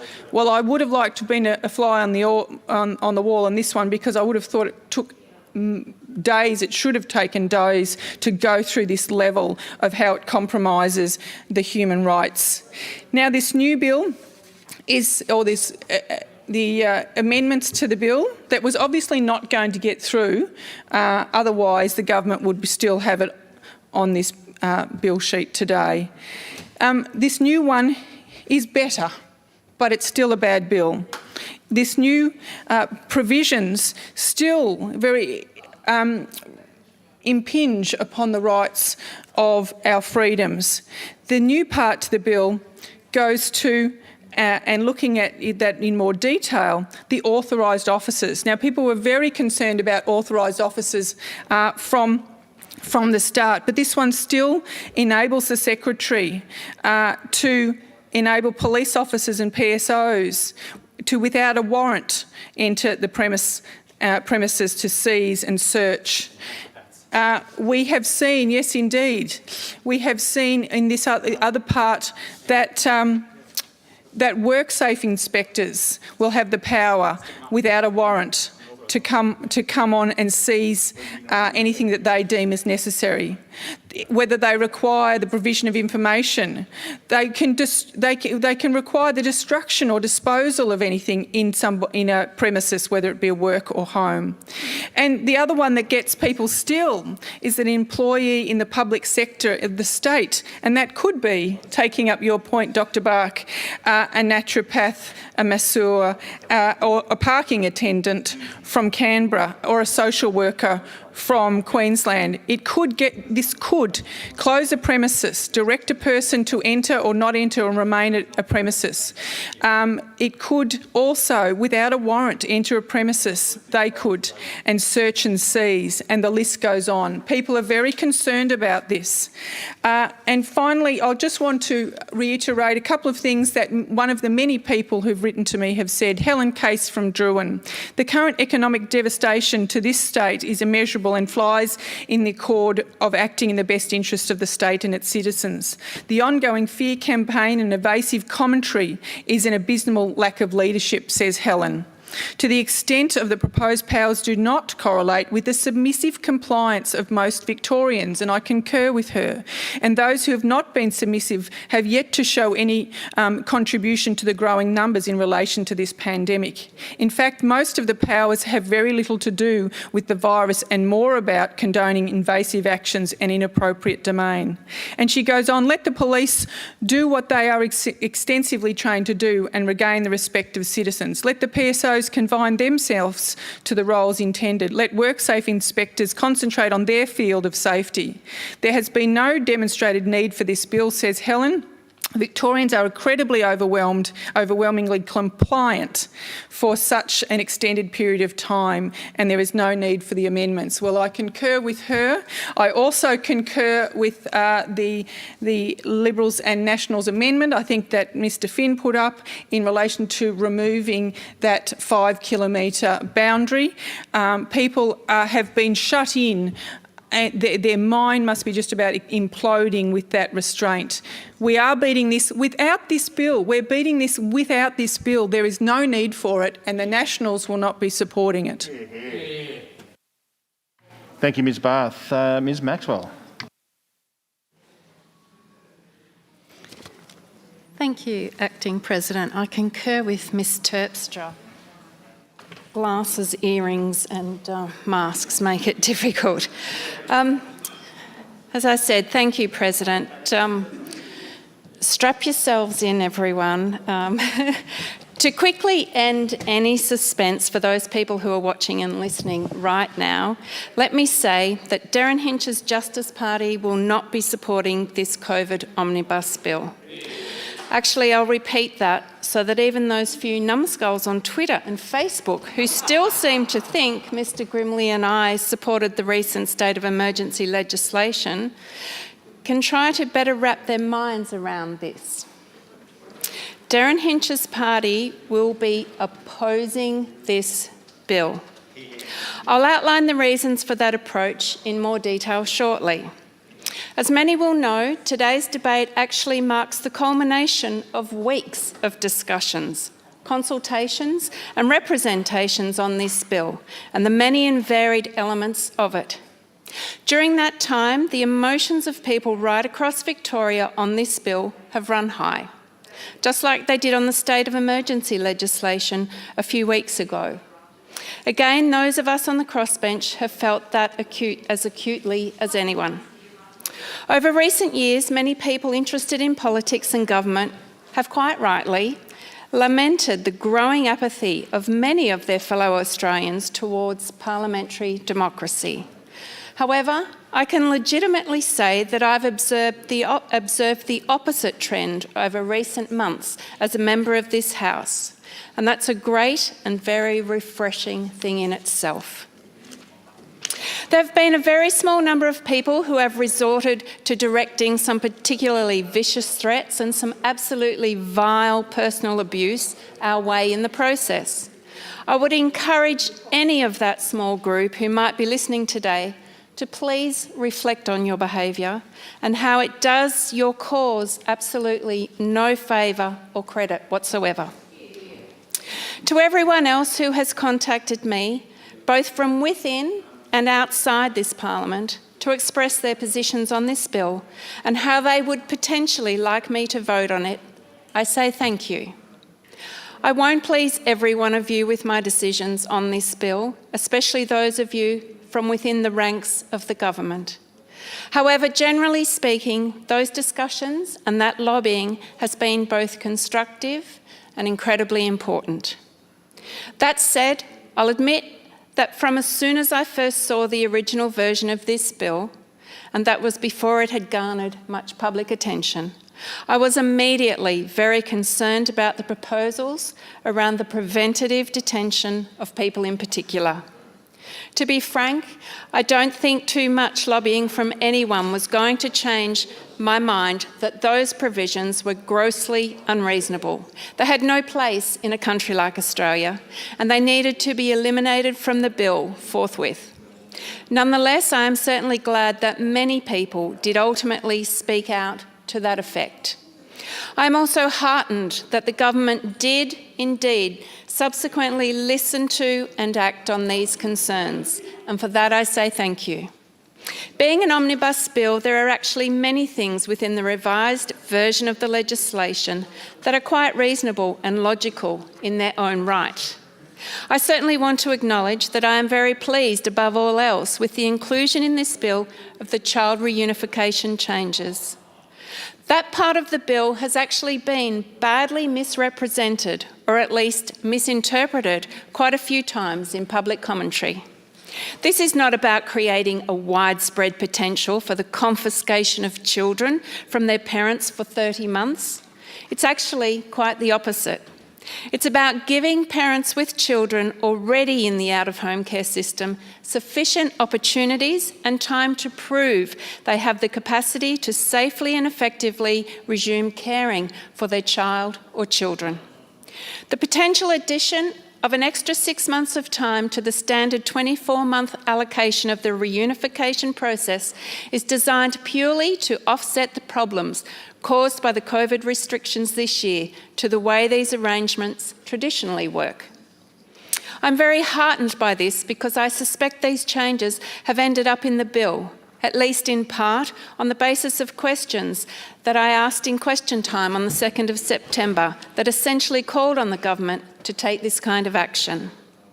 Far beyond and far more importantly than my own involvement, the changes in this area in the bill also respond to concerns raised by many affected parents and many stakeholders quite widely across the child protection sector. Journalist Michael Fowler also did a superb job in The Age on the 9th of August in giving voice to some of those people and their concerns. So given that background, I'd actually like to thank the government for responding very sincerely and effectively to all of that advocacy. That's not by any means to pretend I'm happy, in fact, far from it, with all aspects of child protection at the moment in Victoria. There are actually an extraordinary number of problems that need to be addressed. And in my view, the reunification aspect should be embedded in another bill, which could also address other legislative changes required to improve DHHS, child protection, and their systemic failings to protect children. I'm also utterly horrified when I contemplate just how many cases of child abuse and family violence will have inevitably occurred in Victoria during the lockdowns of the past 7 months. Nevertheless, I do genuinely thank Child Protection Minister, Mr Donnellan, and the government as part of this bill for seeking to fix this particular and very significant set of problems triggered by the COVID restrictions to child reunification. Again, there are various other parts of the bill, especially in an administrative sense, that are perfectly reasonable at face value. However, there are simply too many problems with it overall for us to allow it to pass in its current consolidated form. Let me explain the 4 main sets of reasons why. Firstly, and very simply, we believe that it should have been split up into separate bills. Items like child reunification and teacher registration, for instance, and/or others on which there would be unanimous consensus across the chamber, should have been carved out from elements like the OH&S changes and the introduction of the new authorised officers. Mr Grimley and I made that point clear right from the very earliest discussions with the government on this legislation. The exercise of voting clause by clause on the bill, which will instead occur later today, is much more confusing, unwieldy and time-consuming. It's also unreasonable to expect most Victorians to follow, understand and therefore have confidence how this is being done. It's on that basis that we, in Derryn Hinch's Justice Party, will essentially continue to vote no on each clause, contentious enough to be the subject of a division in the consideration of this bill. Secondly, and I put it simply, this bill is essentially premised on a series of ad hoc fixes to deal with what are really much deeper structural problems in Victorian public health administration. In our view, these structural issues actually require a much more holistic response. At the very least, what are still needed right now as immediate priority improvements are much more effective, comprehensive and far less archaic systems of COVID testing and contact tracing. Thirdly, the bill, like the recent state of emergency one, again reflects a mentality in the coronavirus response that, in our view, continues to be misconceived. This idea that it's prudent to just continue to postpone a desperately needed return to normality for several more months here and several more months there, particularly with winter now behind us, should have been abandoned a while ago. More to the point, the consequences of this inertia are proving just as damaging and dangerous as COVID itself. Yes, there have been more than 800 deaths in Victoria attributed to COVID, albeit that a closer inspection of those numbers suggests the overwhelming majority of them have involved people with comorbidities. While I'm not dismissing the seriousness of 800 deaths, and I would actually like to pass on my continued condolences to those families who have loved ones. For every death, though, that might have been caused by this pandemic, we also see all around us numerous examples where the cure has proved worse than the disease. By that, I refer to the consequent neglect of all manner of other types of individual suffering, illness, and long-term societal damage. Among some of the many examples of this are the sidelining of many elective surgeries, diminished levels of care for cancer and other chronic disease sufferers, the alarming spikes in postnatal depression, which is something that is very dear to my heart, the community-wide increase in family and domestic violent incidents and onset of many mental health conditions, including increased cases of mental anguish, despair and suicidal ideation among children, as well as surges in job losses, business collapses and bankruptcies, and the extraordinary overall shock to our economy that will now take decades to truly overcome. These problems will also undoubtedly escalate exponentially for every day, week and month that Victoria's cruel COVID restrictions continue, and that's not even remotely acceptable as far as I'm concerned. In turn, I also find it especially difficult to vote for the 6-month extension to most of the measures in this bill for a variety of operational reasons. Above all, this includes what will inevitably be their continued adverse effects on the functioning of Victorian courts.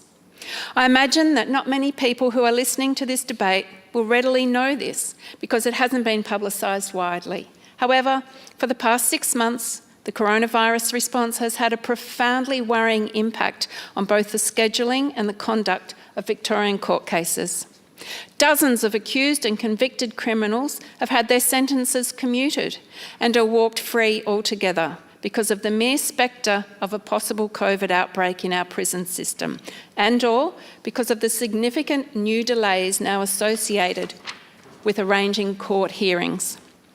It also turns out that even the two big-ticket justice-related items that were touted in the first COVID Omnibus bill back in April as providing potential solutions to these kinds of problems has subsequently barely been used.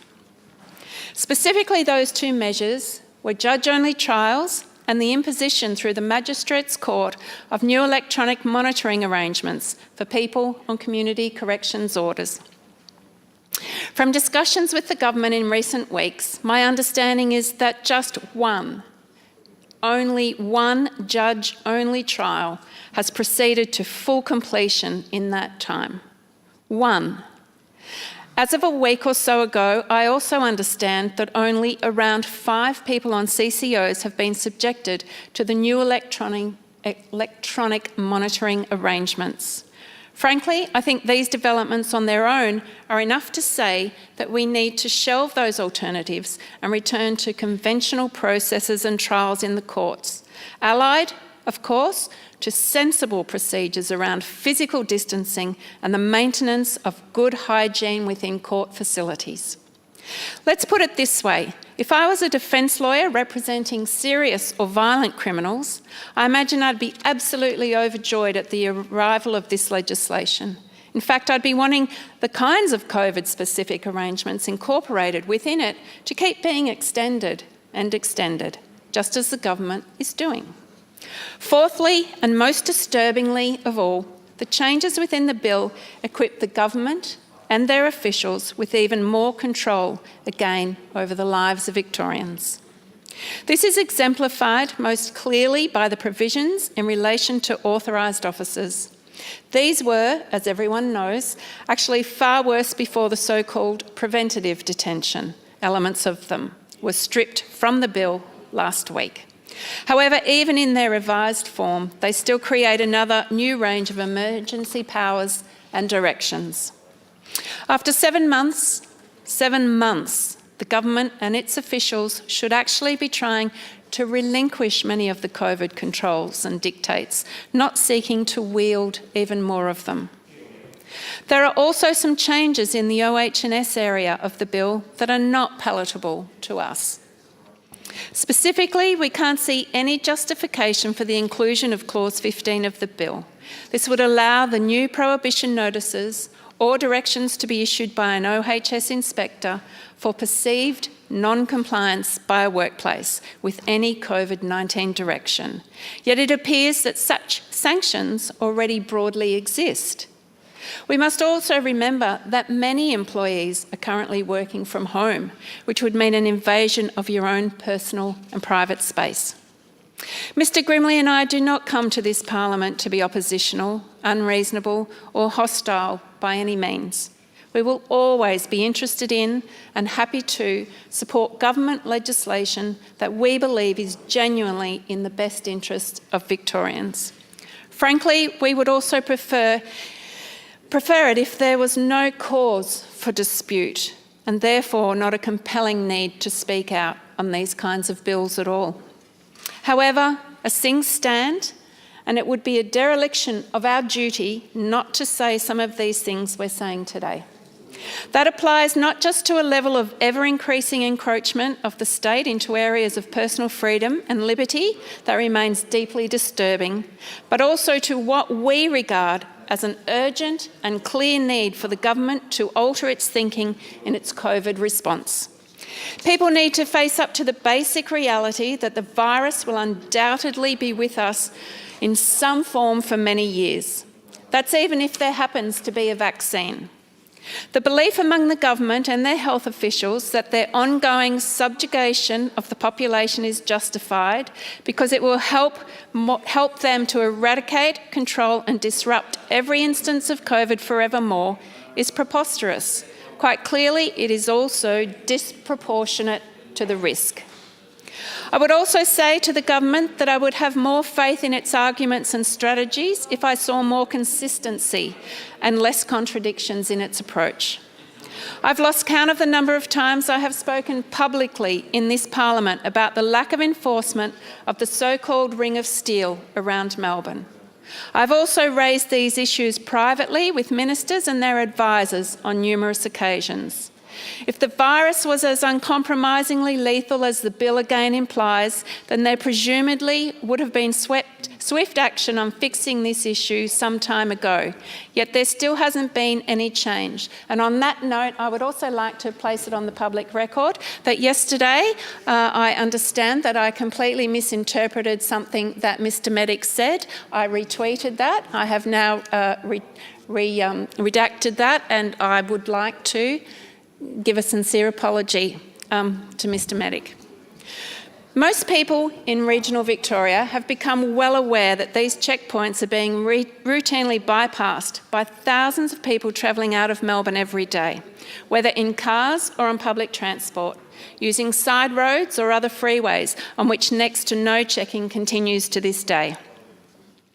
I also marvel that we have the completely perverse situation that hordes of dangerous individuals are walking away from jail early amid the COVID period, while the rest of the population is not only effectively being treated with enormous suspicion, but still effectively confined to a form of house arrest. In 2017, no one in officialdom did anything to stop James Gargasoulis from killing 6 and seriously injuring another 27 innocent pedestrians in Melbourne, despite countless warning signs. The likes of extraordinarily dangerous individuals like Adrian Bailey, Michael Cardamone, Sean Price, and so many others have in recent years been allowed, fatally, to roam free in our communities. And in 2018, we learnt after the Burke Street terror attack that there's not enough resourcing in Victoria even to comprehensively monitor individuals on our terror watch list. President, in each of these respects, many of the provisions in this bill, if passed, will only serve to prolong the severe pain and hardship being endured by individuals, businesses and communities across the state. So let me say this to the members of the government and to anyone else here thinking of supporting this bill. If you were to come to my office in Wangaratta or with me while I travel across northern Victoria, I would show you truly heartbreaking examples every day of people in utter agony and despair. The stories I've listened to, the emails I've received of children self-harming, parents with suicidal ideation, the cost of psychological appointments is just so overwhelming to these families. Moreover, I would probably show you that in each and every case, their distress emanates not from what COVID has done to them or literally to a single person they know. Instead, it is the consequence of what the crushing state-enforced restrictions and lockdowns have done to them in the way of completely dispiriting them, their families and their livelihoods. President, unlike some others here, I always intend to argue in these kinds of debates for those Victorians, that is, for Victorians who for 7 months and counting have felt like they have little or no say at all in what is meant, after all, to be a democracy, and who, in many cases, have been irretrievably damaged as a result. On behalf of them, on behalf of those constituents who have begged me to oppose this bill, I say that this can't go on and that I therefore am unable to support this bill. I only hope that other MPs on the crossbench have the decency and the common sense to do the same. I commend this bill to the House. Thank you, Ms Maxwell. Mr Ondarchie. Acting President, the COVID-19 Omnibus Emergency Measures and Other Acts Amendment Bill is the one I rise to speak to today. I've had thousands of emails. My constituents in Northern Metro region are not just bitterly opposed to this bill, but more so they are acutely frightened of what Daniel Andrews is going to do to them next. Their loved ones, their communities, their jobs, indeed their lives. They've had enough. And make no mistake, as we watch the daily press conference, starting with "everyone right?" and ending with "nothing further, see you tomorrow," we know that Dick Dastardly and Muttley have just piled on the same hopeless rhetoric again and again, but one thing's for sure. We're in this predicament because of Dan's mismanagement. And let's not be under any illusion here. Whilst Jenny McArthur has been blamed, whilst Chris Eccles has gone, whilst ministers and public servants seem to forget what actually happened, one thing is for certain. It all points to Dan's office. And as my constituent Tom in Bundoora said so rightly, the public aren't stupid, Dan. Dan has caused this catastrophe. He's put us all in this position. If any critical changes are required in Victoria, it's this: Dan should go. The hotel quarantine stuff-up, the rejection of the ADF in favour of his union-led security company mates, in favour of his friends, has led us to over 800 deaths in Victoria. 898 Australians have died because of this COVID-19 pandemic. 810 in Victoria. Families mourn. There'll be less people with them at Christmas this year. They haven't a chance to farewell them properly. My love and prayers are with them. Of the number of cases in Australia since the 22nd of February this year, Australia-wide there's been 27,286 cases. 20,295 are in Victoria. And only 4,283 in New South Wales. Sydney and Melbourne, I love to do the comparison. Let me do that again for you. Out of the 27,000 cases Australia-wide, 20,000 of them are in Victoria and 4,000 of them are in New South Wales.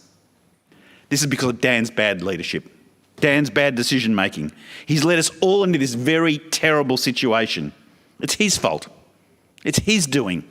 It's his lockdowns. It's his curfews. It's his 5K rule. It's his mistake. It's his captain's call. He's locked us down. He's hurt businesses. He's hurt families. He's hurt students. He's hurt the elderly. He's hurt people's jobs. He's hurt their happiness.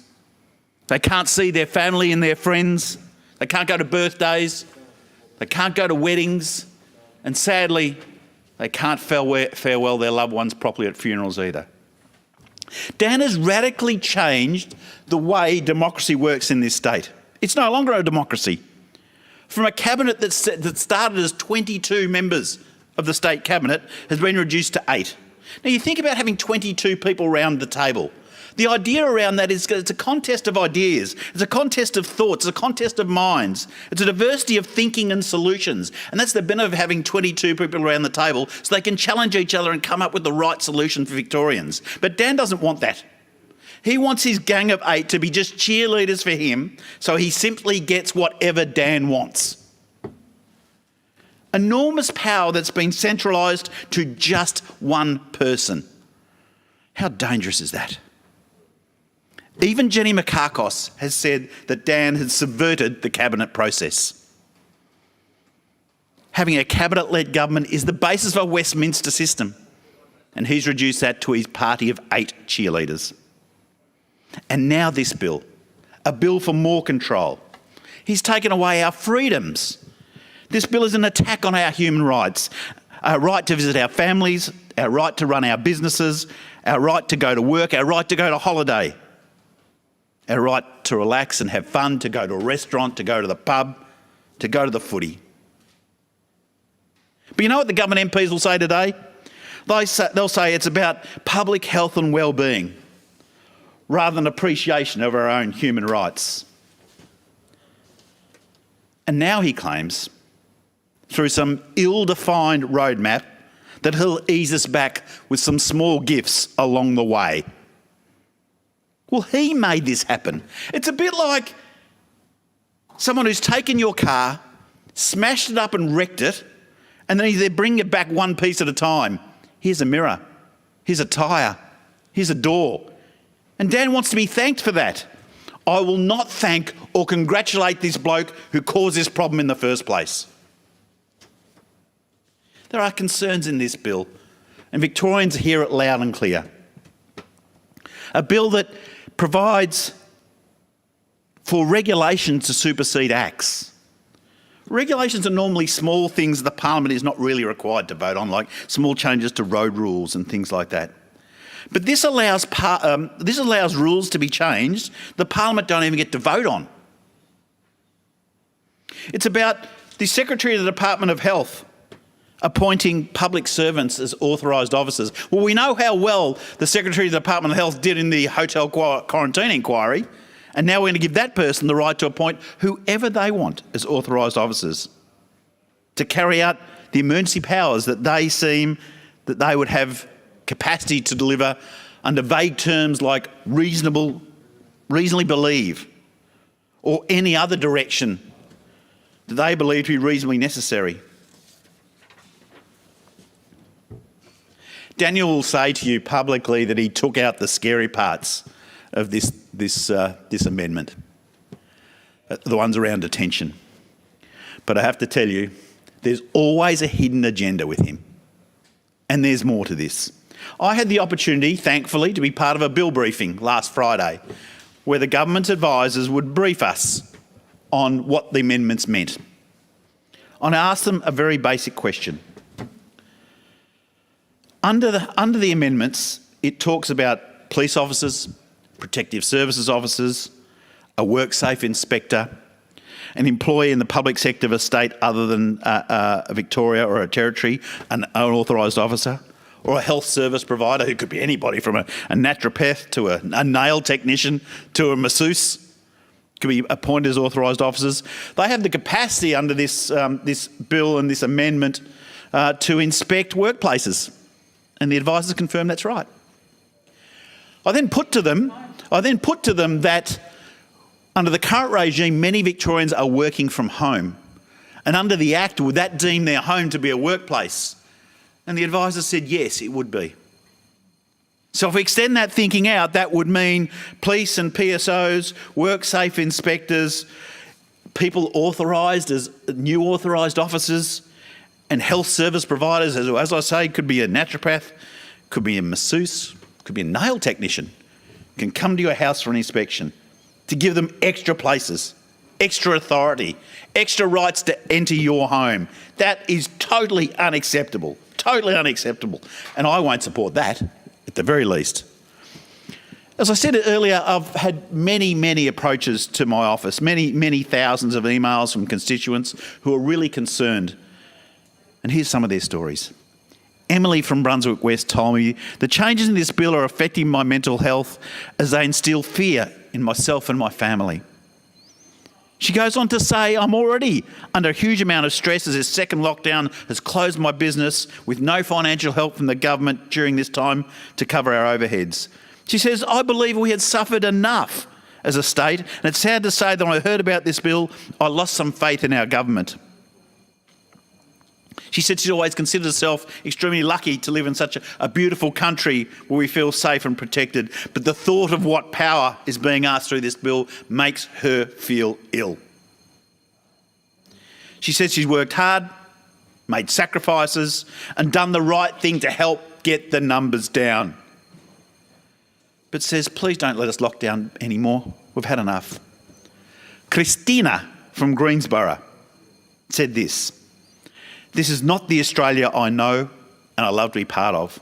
I grew up, she says, in communist Romania. People were arrested for listening to a radio that was deemed against the government. People here are being arrested for a Facebook post. Different times, but similar scenarios. Outrageous. She asked, how is this bill going to differ from the Romania she came from? Mark from Richmond tells me that his wife's grandmother escaped Nazi Germany as a teenager. His wife's grandfather risked his life, the life of his family, to make a break for greener pastures, which he painstakingly secured here in Melbourne. Her grandfather has since passed away, but we wonder what he would be thinking about and feeling about the current situation that we find ourselves in. Mark tells me he knows his wife's grandfather would be furious. He'd be very disappointed and would be outraged. He'd be livid. Rachel in Greenvale says she feels broken at the lockdown restrictions. She can't understand why Victorians are all paying for this government stuffer.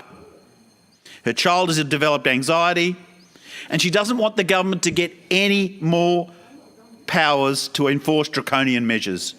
Philip from South Morang, of a Greek background. He's a working father of 3, but today he says he's not a proud Victorian.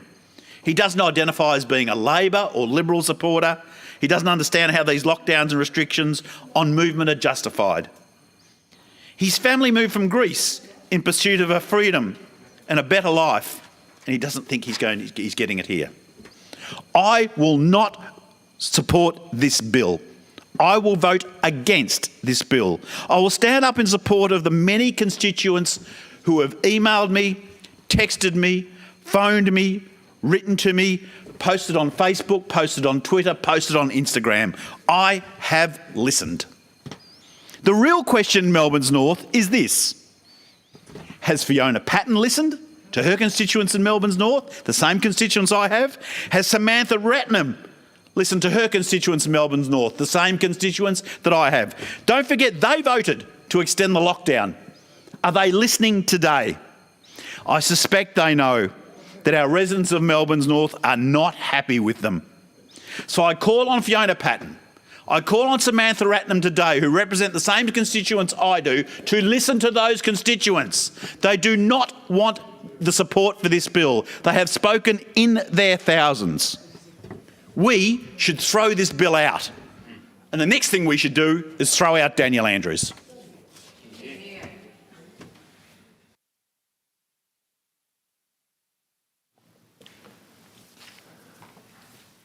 I'm sorry, Mr Ondarchie, you concluded? Yes, thank you. Mr Barton, you stood up again. I thought you were going. Okay, Mr Barton.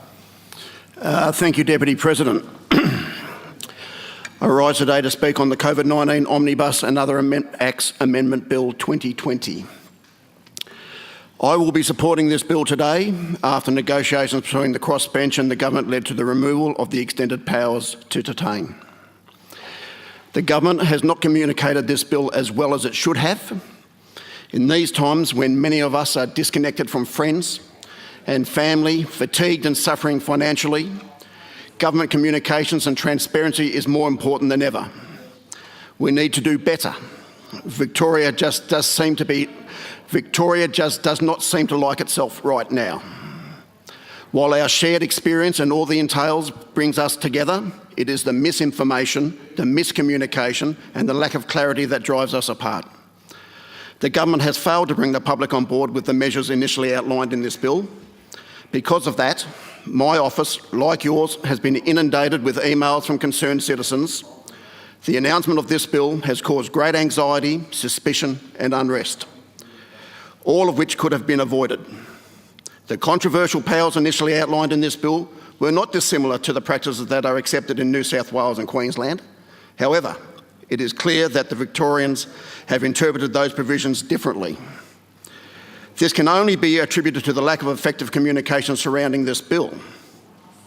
It is disappointing to see the government fail once again at informing the public of the problems we face to justify a solution.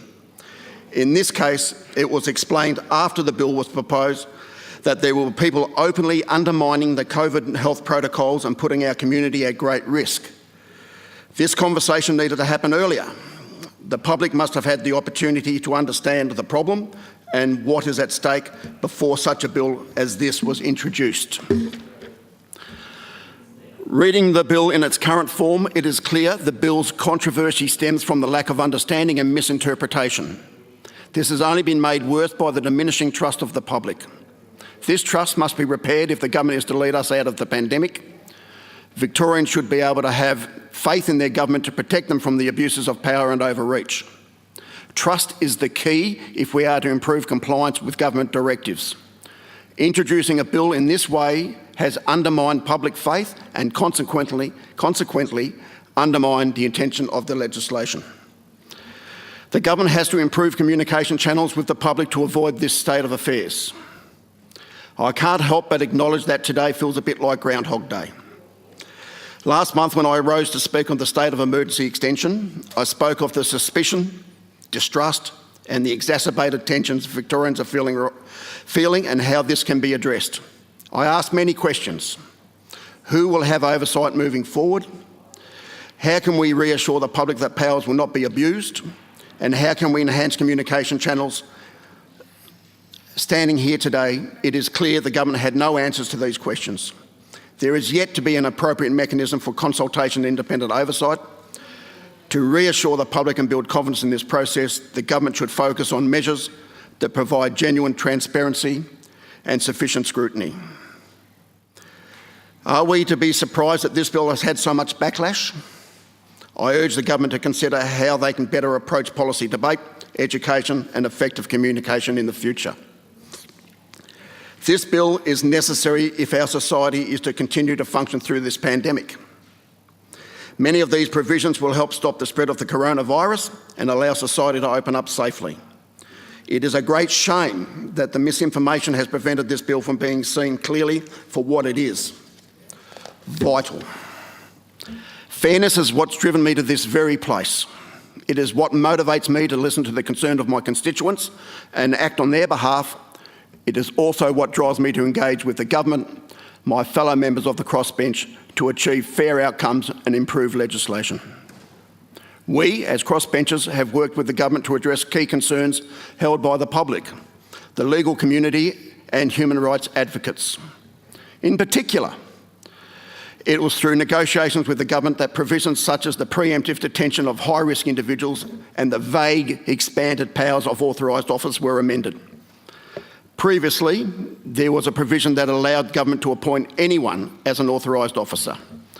The revised bill clarifies who can be named as an authorised officer and the specific limits on the powers of those authorised officers. This is a significant victory. Through working with government to improve this bill, we have contributed to the upholding of our liberties as outlined by the Human Rights Charter. This is what we are in Parliament to do: carry out democracy and find a balance between human rights, freedom and effective legislation.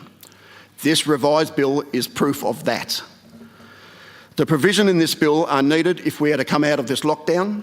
This bill will, among other things, enable courts to restrict physical access, local councils and libraries to meet virtually, extend the time period recipients of infringements fines have to pay, extend worker compensation payments for those who can't work and appoint authorised officers in regional areas where there are insufficient workforce. Many of these provisions are already operational, and this bill is merely extending those procedures until the expiry date in April 2021.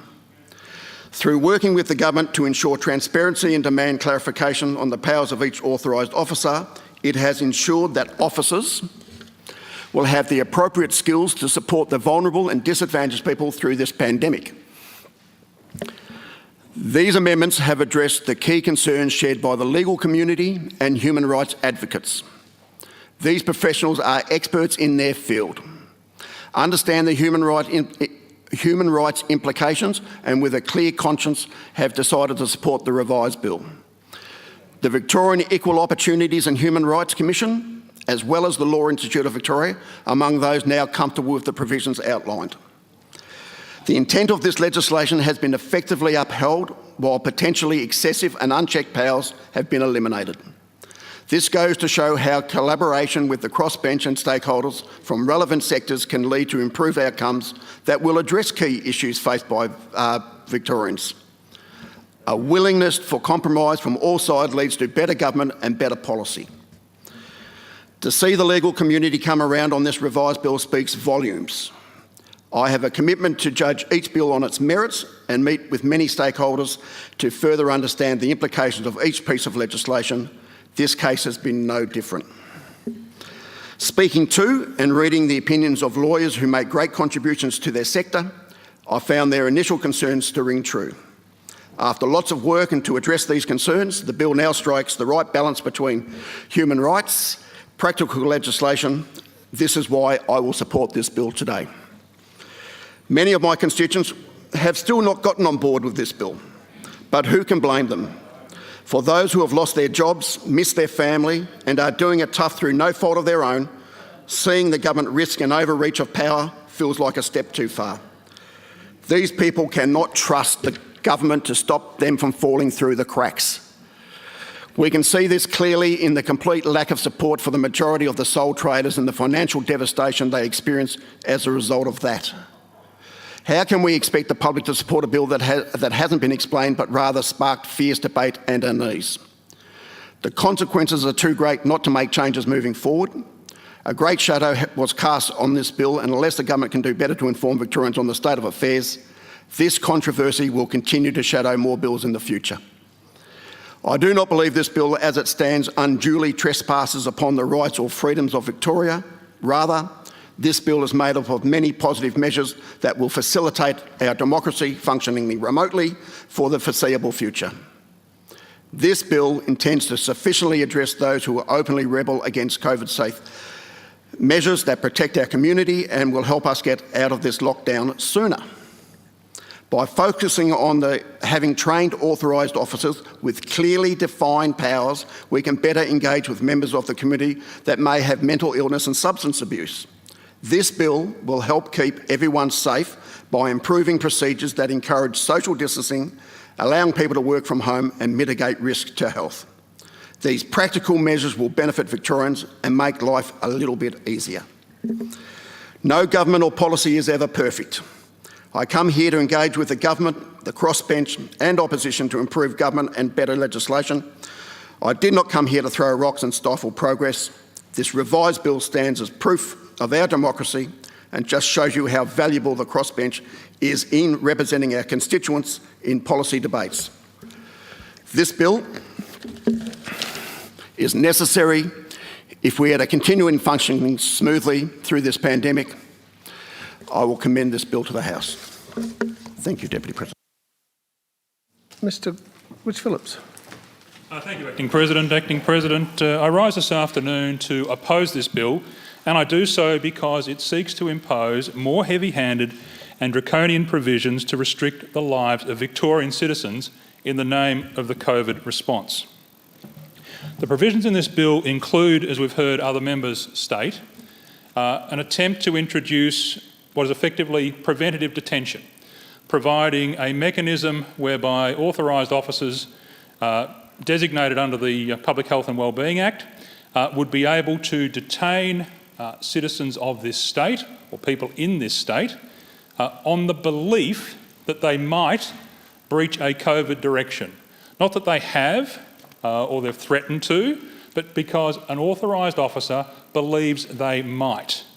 The bill further seeks to expand the provisions of who may be an authorised officer, to lower the threshold of who may be appointed as an authorised officer.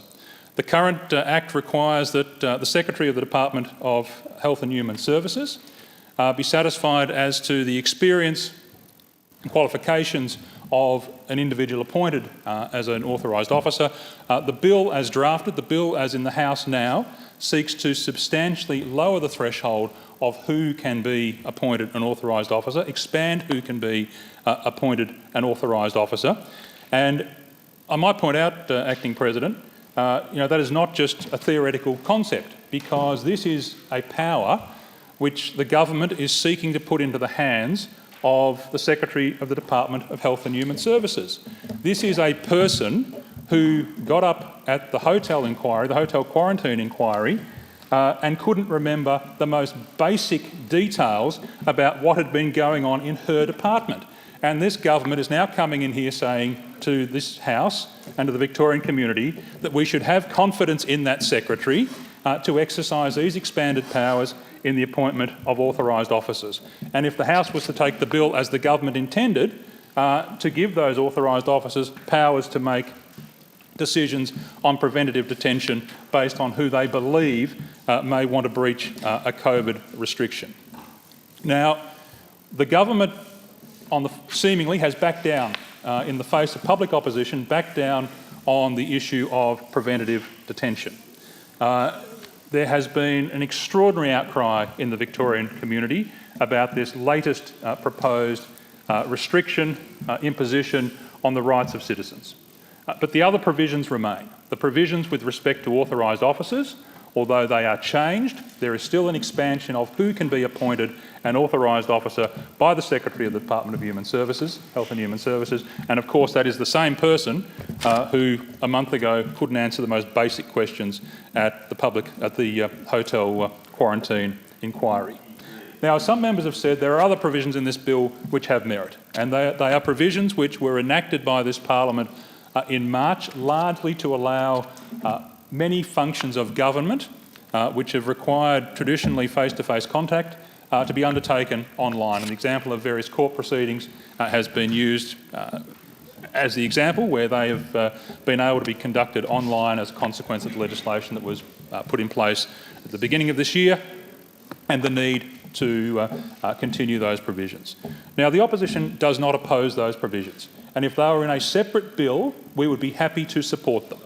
But while the government chooses to package those provisions with a bill which seeks, in the first instance, to impose preventative detention, as well as expanding the powers and the scope, rather, of authorised officers, we will not support them. We're happy to support a separate bill that extends those COVID provisions for online, etc., but we will not support it while it's combined in a bill with these other draconian powers. Acting President, over the last 6 months, Victorians have seen government at its worst.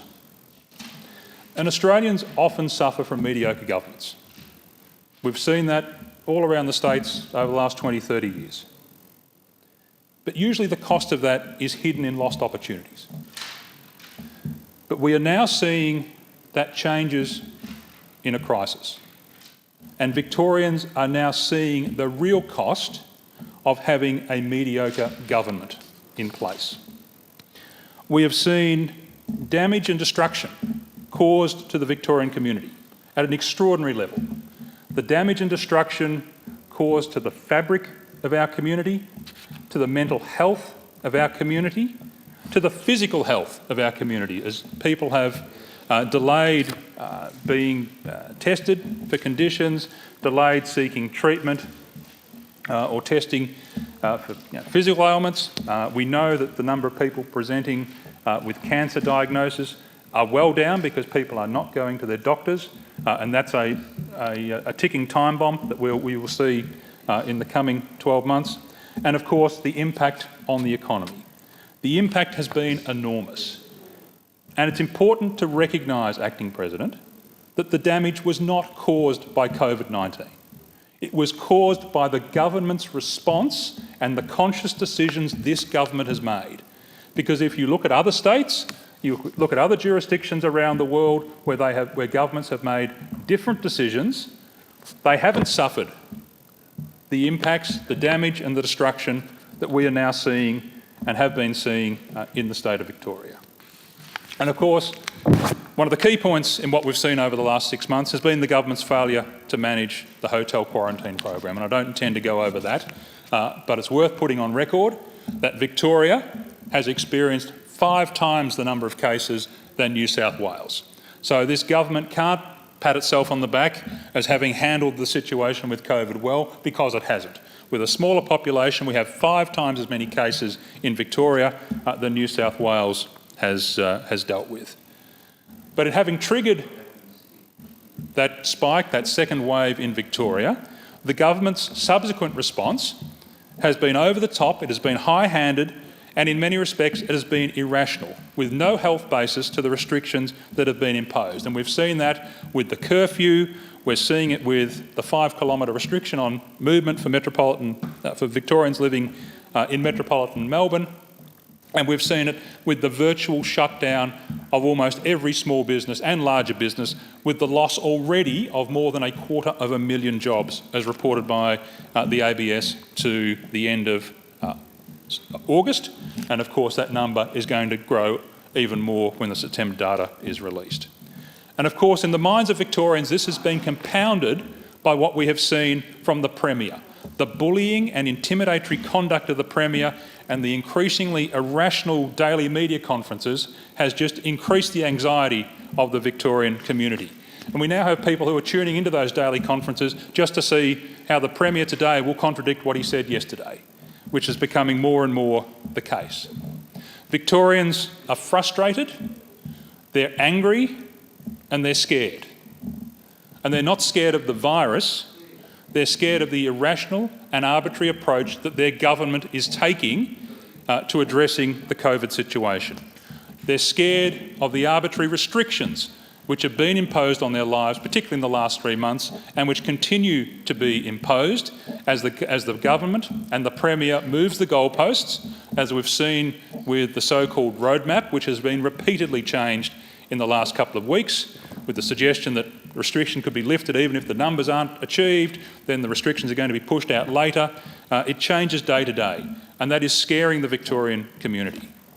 6 weeks ago, Acting President, this House had a chance to impose some accountability on the Premier and the government in their use of the state of emergency and the restrictions which are consequently being imposed on Victorians.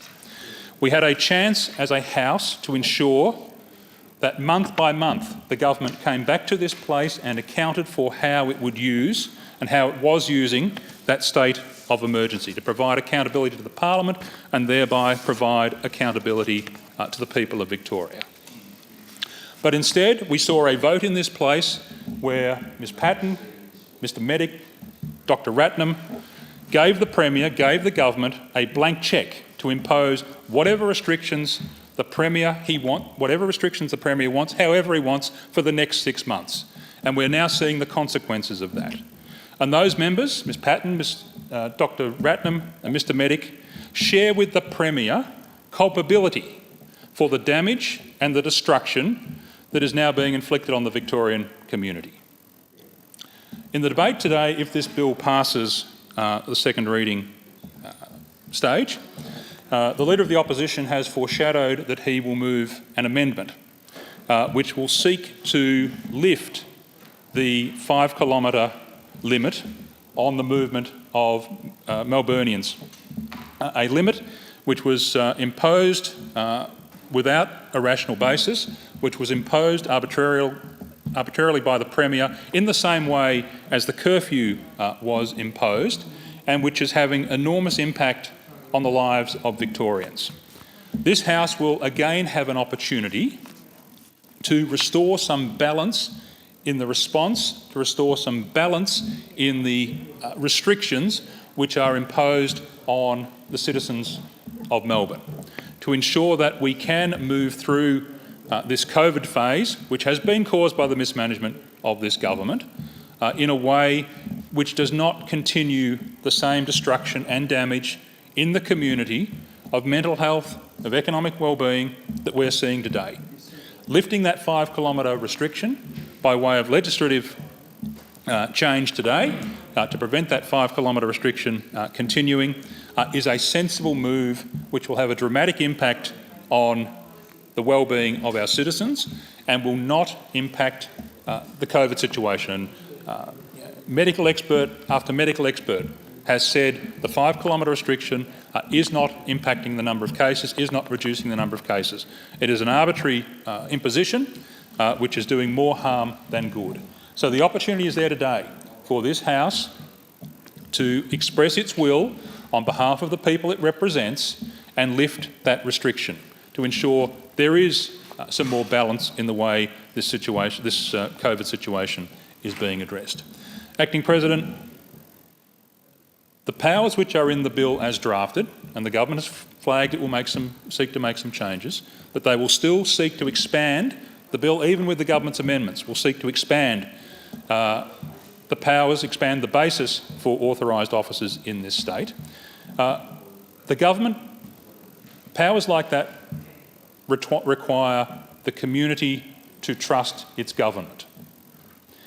We have seen over the last 6 months the powers which already exist in the Public Health and Wellbeing Act, the use of those powers, the arbitrary use of those powers, the irrational use of those powers, means that this government and this Premier have forfeited any right to expect the trust of the Victorian community.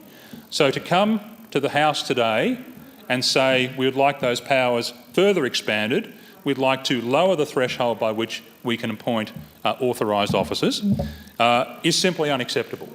It's unacceptable to the Victorian community and it's unacceptable to this side of the House. And for that reason, Acting President, we will oppose those provisions, and while they are in this bill, we will be opposing this bill.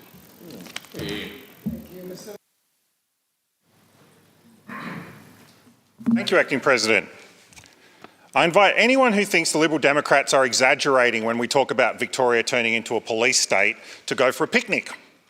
If you manage to find one of the marked circles available at a park, you'll need to ensure that you're with a designated friend, you're both wearing fitted masks and are within 5 kilometres of your home. And while you enjoy your picnic, you can entertain yourself by watching police ride past on bicycles, mounted police going around on horses, patrol cars doing laps on the streets and helicopters overhead. Meanwhile, police drones will be able to tell whether or not you're having Vegemite or quince paste on your crackers, and they can record that information for their records. And while you're at the picnic, if you spend an idle moment checking social media, you'll probably see the latest video of police swarming around someone at the beach, snatching phones off old ladies or arresting pregnant women in their home. And then you'll have to scurry back to home detention before your 2 hours are up. And if that's not a police state, I ask, what is? Now, consider this. While all of this has been going on, instead of realising that we shouldn't use police to solve a health problem, someone has thought we need more power, we need more control, we need to hand out more fines. And to do that, we need more people with more powers, and those people should be anyone that we want. They thought Victorians are getting way too comfortable. Wouldn't it be better to give powers of warrantless search and seizure to anyone we choose? And wouldn't it be even more fun if we let them do this on the grounds that they reckon the person might just do the wrong thing? We won't just be arresting people for crime, we can arrest them for crime that they might commit, or pre-crime. Just imagine, we can get neighbours to arrest neighbours before they commit crime, and soon there will be no crime. Genius. But instead of scaring people and calling it the State-Appointed Home Invaders Bill, let's call it something nice and neutral. Why not the Omnibus Bill? Brilliant. Of course, as it's turned out, even the most authoritarian members of the crossbench could not swallow this legislation, so I understand that the worst of these provisions will be removed via amendments. But they'll not be removed because the government recognises that they breach human rights or are straight out of the Stasi playbook. They will be removed because the government does not want to be embarrassed by losing a vote on this bill in the chamber. So I understand that the most obscene parts of the Omnibus Bill will be removed, but we have to look at the rest of it with the understanding that it was written by someone who thinks that A Clockwork Orange was a Law and Order training video. Sure enough, there's plenty to detest about the Omnibus Bill. The Omnibus Bill gives powers of warrantless search and seizure to police, protective services officers, health workers and interstate public servants. This is flat out unacceptable to liberal democracies around the world. The Fourth Amendment of the US Constitution protects Americans from unreasonable search powers of this nature. It is sad to reflect that Americans who wrote this amendment in 1789 were more enlightened about human rights than lawmakers in Victoria today. And meanwhile, over the past few weeks, our officers have been deluged with queries from members of the public who are understandably worried and confused about the Omnibus Bill. And incredibly, the government has left it to us to do the explaining. Even major industry groups like the Housing Industry Association tell us laws are regularly changing and are vague and impossible to interpret. They are naturally worried that their members could face fines of more than $80,000 for offences that have been barely defined. They tell us they get different advice from different government departments who, for example, cannot easily explain the difference between landscaping and building work. The feedback we are getting is telling in two ways. Firstly, it shows people no longer trust the government to tell them what's going on. And secondly, the government has failed to consult with and seek the support of the public. This lack of consultation should be more than enough reason for us to toss the Omnibus Bill in the bin. And who can blame the public for feeling anxious or confused? On every occasion when the government has removed personal liberties, human rights have been trampled and there have been serious abuses of power. This anxiety and fear can all be traced back to laws passed here by a government deaf to the suffering of its constituents. Meanwhile, Victoria's human rights departments appear to be doing little more than rubber stamping the most shameful breakdown of human rights in this state's history. And now the World Health Organization has pointed out that it does not advocate lockdowns as a primary way to control a virus. The pretense that this is about science is over. The Omnibus bill will not save anyone from COVID because, like the rest of the government's pandemic response, it's about shock and awe. The government has never shown any respect for the personal freedoms of Victorians under lockdown, and so we are no longer shocked, but we are in awe of how cheaply they've discarded our human rights. All emergency directions are supposed to meet the obligations of the Human Rights Charter, including being proportionate, least restrictive and necessary. There are question marks around whether many of these health directions under the emergency powers actually meet these criteria. We are assured that there are assessments against the Charter of Human Rights and Responsibilities, but they're secret. We are assured that the directions are based on the best possible public health advice, but this is also secret. The fundamental problem with this legislation is that the government expects people to trust them, but the government does not trust the people. We have seen more than enough evidence that this government cannot be trusted with the power that it has, let alone the power that it wants to gain through this bill. The government has become drunk with power and they seem incapable of responding to the pandemic without the use of force. This bill marks one of the low points in human rights in Victoria. The Liberal Democrats reject the Omnibus bill and we will not rest until the human rights and personal freedoms of Victorians are returned in full with interest. Thank you. Mr Bach. Well, it's deja vu all over again here at the Parliament of Victoria. It's another sitting day and another minister has resigned in disgrace. Another sitting day and we're having another debate on another bill full of draconian measures that members of this government simply can't explain. Why is the question that's been asked by so many members of the opposition and members of the crossbench. And I understand that this is a broad bill. There are many measures within this bill. I also understand that some of the most egregious elements of this bill have been knocked out, which we'll discuss at length in due course. However, there are still many measures in this bill that are draconian and that the government cannot explain the reason behind, other than simply to say, as they have already said in this debate, well, extraordinary times call for extraordinary measures. We can agree on the first part of that. We are living through extraordinary times here in Labor's Victoria. I found out, acting president, just on the weekend, that one of my friend's fathers had died of COVID. He was 63. So, taking him, there are 790 other Victorians currently in the ground because of this government's lethal incompetence. So, of course, we have been living through a dreadful time. That's a fact. It's certainly a fact according to counsel assisting former Judge Coate. She's been told that she can apportion blame, and my expectation and my hope is that she will apportion blame.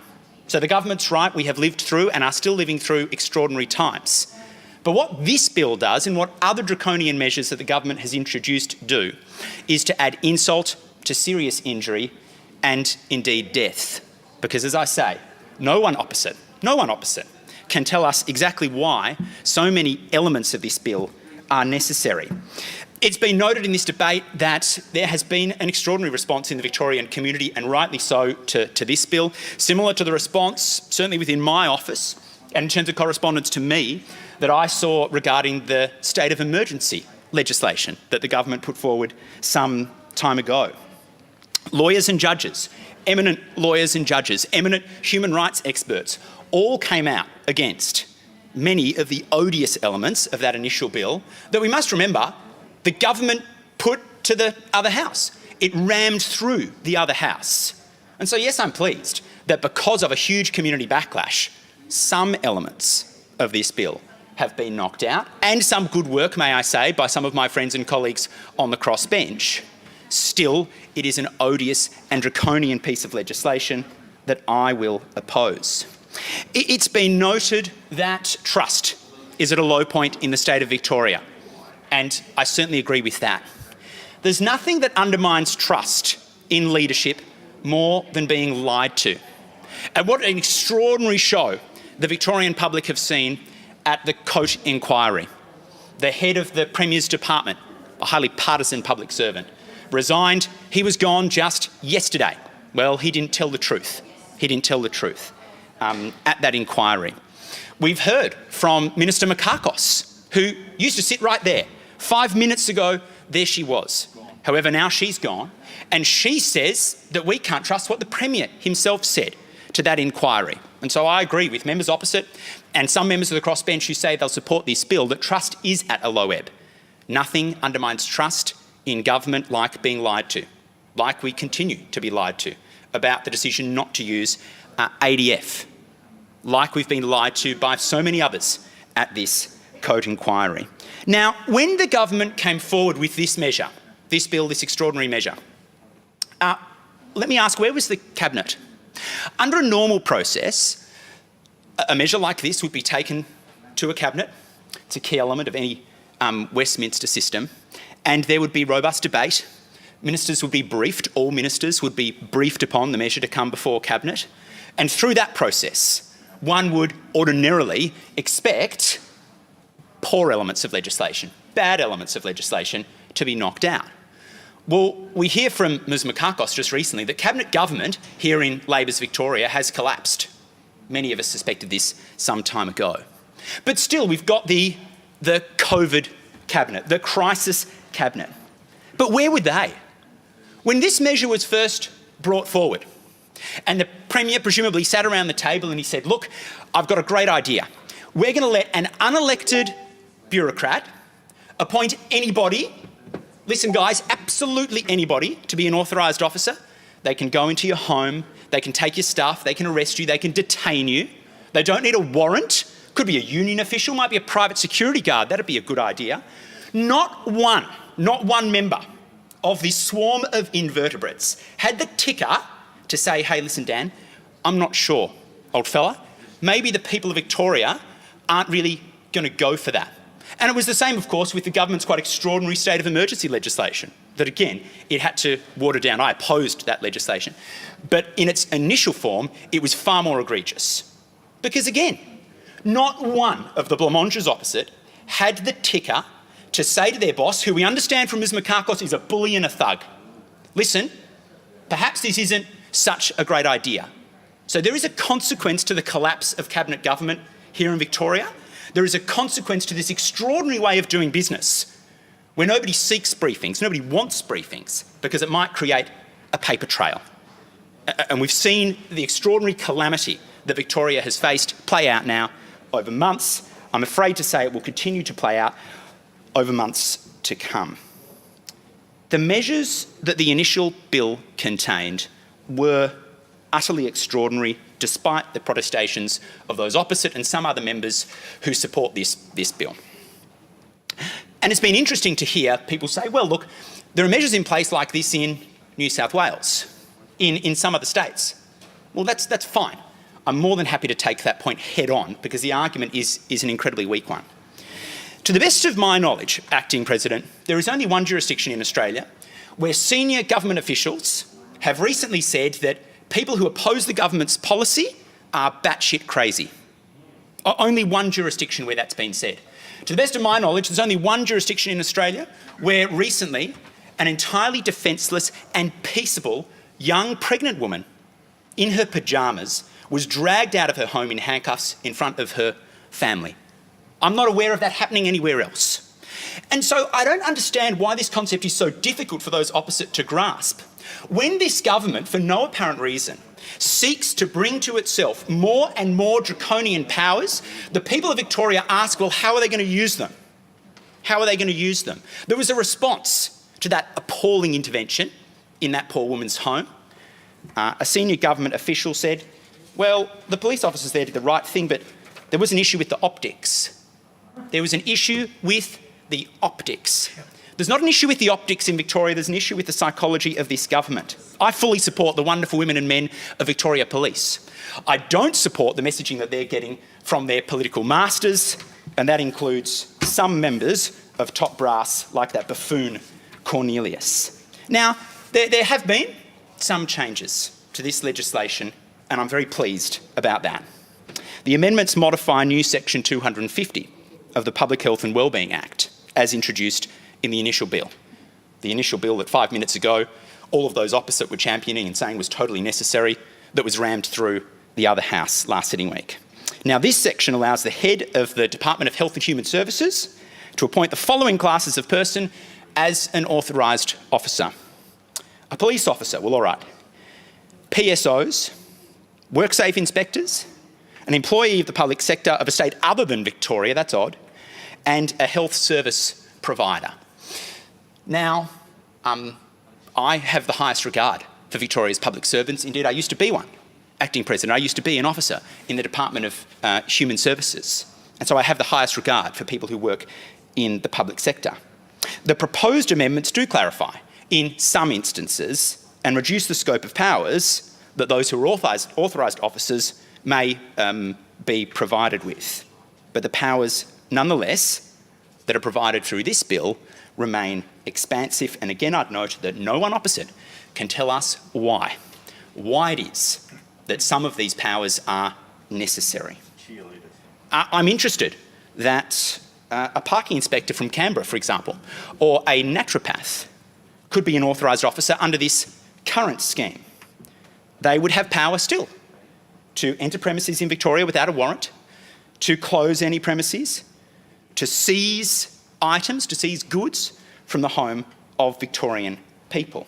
So these are powers that I'm not interested in handing over to this government that's shown itself to be so lethally incompetent, noting, as Mr Hayes said, not a noted rabble-rouser, not a noted fearmonger, Mr Hayes, to tell you the truth, and yet he made the point very powerfully in his contribution. No one in the government has been able to answer the question why.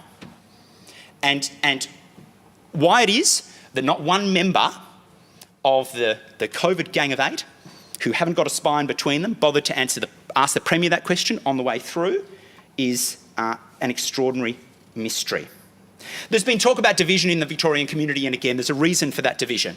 It's the lies and obfuscation and appalling incompetence of this government. It seems through legislation like this that the government indeed has a specific strategy, a divide and conquer strategy, to go along with its mad elimination strategy, seeking again to undermine the will and wishes of the Victorian people.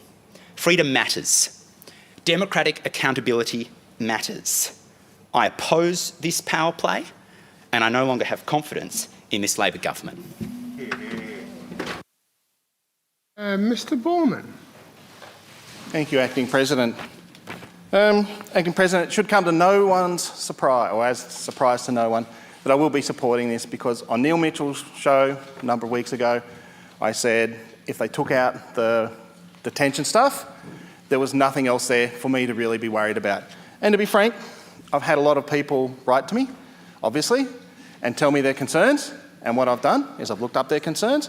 I've had people message me on my Facebook page, and I've looked up their concerns. And the concerns that have been raised are fear. Now, fear is a powerful motive. Fear of a government is a very powerful motive. Fear of this government too. But fear is not the bill. The bill, amended by the government's amendments, and I will only support this if those amendments get up, is fairly innocuous. I've obviously been a police officer myself. I understand the use of power. I understand the limits and where there should be limits, and that's why I was never going to support the other one. But at this stage, all I see is politics. I understand people are afraid, but politics is not a good enough reason. So if someone wants to put an ad in the paper saying they're watching me next time, have at it, get a good picture. But I'm not going to allow fear to dictate what I vote on. I told the world I wouldn't vote on this bill with those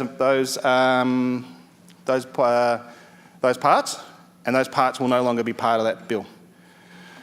So I'm going to get to the Lib's 5K amendment, and I'm going to make a little admission. The 5K amendment I'm going to support. I've never been convinced about that and a lot of other stuff. Part of the reason is personal, and it's very, very selfish of me. Where I scattered the ashes of my little boy is about 5.5 k's from home. And I, as regularly as I need to, go there. If I get a ticket, I'll pay it. If LRD wants to take my licence from me, they'll get a fight. But it was It was a rule. I understand why it was there, but I just don't agree with it, and I honestly think it should have been shelved a long time ago. People, and in fact, I'll just get to the end of my contribution. The government hasn't got off scot-free from me. This is not aimed at any individuals in this room or the other house, but we're in Australia where I need, as a Member of Parliament, to cover my butt, a travel permit after I needed a travel permit. If I want to go outside of Melbourne, I need to go through a checkpoint. For a while there was a curfew. This is not the Australia that we have, or should have. This is the Australia we've got. I understand the COVID-19 pandemic is, it's not about the death rate, as tragic as it is, it's about flattening the curve. The health system will not cope if we get too many infections in a short period of time, regardless of how many people actually die. More will die if they don't get to the hospitals because they're full. So I'm just mind-blown that anyone at all thought that preemptive detention, on top of all this other stuff, was ever going to float. I mean, basically, I was starting to feel like I was going to be in East Germany in the 60s, and I was going to have to cross a barbed wire fence and jump to get to the other side. It was just getting, it is getting to the point of being ridiculous. And we need to take the foot off a little bit. I understand on the 19th, whatever it is, there's going to be announcements. I've got no idea what those announcements are, but people have had enough. People are starting to willfully disregard the basic directions. And that's because people are sick of it. The lies, the deceit, to be honest, that's why people don't like politicians. It keeps on going. But in the end, we're asking good people that are trying to do the right thing, and we're just going to lump more and more on them. I'm going to just finalise this with, I still can't believe anyone thought that those preemptive detention, even if it was on COVID positive patients, I don't know how they thought that was ever going to work. This is a democracy, and we don't actually have a thing where you can arrest people for what they might do, possibly do, because you think they're going to do it. In the Crimes Act, there's conspiracies, there's this, there's that. You can find people committing, you can do all sorts of things, but never do you just go and say, he looks like a crook, I'm going to arrest him. So, whilst I'm supportive of this bill as amended, and I'm supportive of the Lib's 5Ks amendment, I'm actually really disappointed in how this has all gone down. Ms Crozier. Thank you very much, Acting President. I rise to speak to the COVID-19 Omnibus Emergency Measures and Other Amendments Bill 2020, and I've been listening to the debate this afternoon because this is obviously a very important bill, and it has been highlighted just how important the bill has been because of what passed in the Assembly just a few weeks ago, as Dr Bach said, ran through the Assembly with the most egregious powers put in place by any government in our country. And when that went through, the outcry from so many people, from lawyers and civil libertarians, but the general public, they were absolutely appalled with this gross grab of power by the government. And that has been very much what Victorians have been living under the last 8 months. They understood that the coronavirus had come to Australia. Everybody did that. We all wanted to be safe, and I recall when we left this place in March, in April, I think it was, when the last emergency bill was passed, there was a genuine concern for one another in this very house when we left, knowing that we weren't sure what was going to happen, what was going to transpire, and we passed that bill with goodwill because the government asked us to trust them in relation to passing that set of temporary amended or acts, that what that bill did was to temporarily amend certain acts around the justice system, family violence, child protection, the public health and wellbeing and other acts. And it was to enable the government to manage the situation. But what has transpired and what we have seen over the last few months, and why there has been so much concern about the government's ongoing approach, is because of the way they have managed and handled it and the way they have treated the Victorian public, the way we've been shut out of this place to not challenge the government, to not ask the questions of government, to not ask the questions of those who are making the decisions, including the Health Minister, including the Premier, and indeed including the Chief Health Officer. Because we do know that some of these rules that have been placed upon us, like the curfew, which was obviously, well, we'll find out what the court proceedings find, but miraculously dropped just 5 hours before during the court process, being in the courts. The 5K arbitrary zone that we're all living under, those of us in Melbourne. Who made those decisions? Well, the Chief Health Officer said he didn't make those decisions. And so if he was not making these decisions, who is making these decisions? And of course, as others have said and mentioned, and I'm not going to prosecute the case either, hotel quarantine security. The breach is in that, and we all know what has gone on there. But what the Coat inquiry has shown through the process is how dysfunctional this government is. And that appalling display just weeks ago by 10 senior bureaucrats, 3 ministers and a Premier, that could not recall, couldn't remember, and just again treated that process with contempt, but worse than that, treated the Victorian public with contempt because of their obfuscation and, quite frankly, Acting President, the lies that went on. And we've lost a minister, we've lost a health minister, not because she thought she had done anything wrong, but because she couldn't work with the Premier.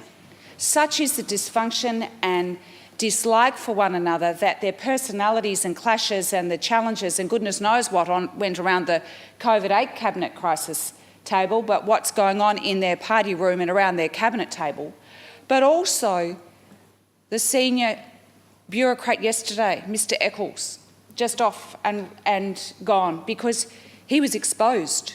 He was exposed after being challenged to produce his phone records, after saying he hadn't made any calls, and there his phone records actually suggested otherwise.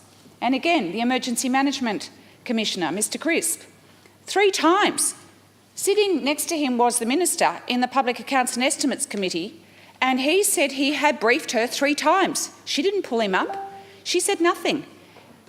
Weeks later, he's come back and corrected the record.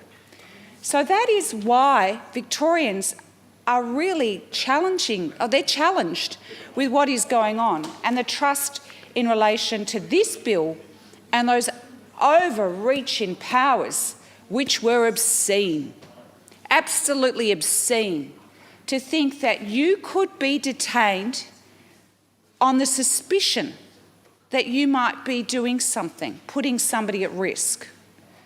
Nobody wants to put anybody at risk with this coronavirus. We don't know where it is. It's been obvious that the government hasn't had the measures in place. They haven't had the contact tracing. They still don't. The Health Minister, the new Health Minister today, didn't even know what a novel coronavirus is. He said it was because it changed. That's what a novel coronavirus is, because it's changing. No, under this, I know, you may laugh, Mr Atkinson, but it's true. He said it today in question time.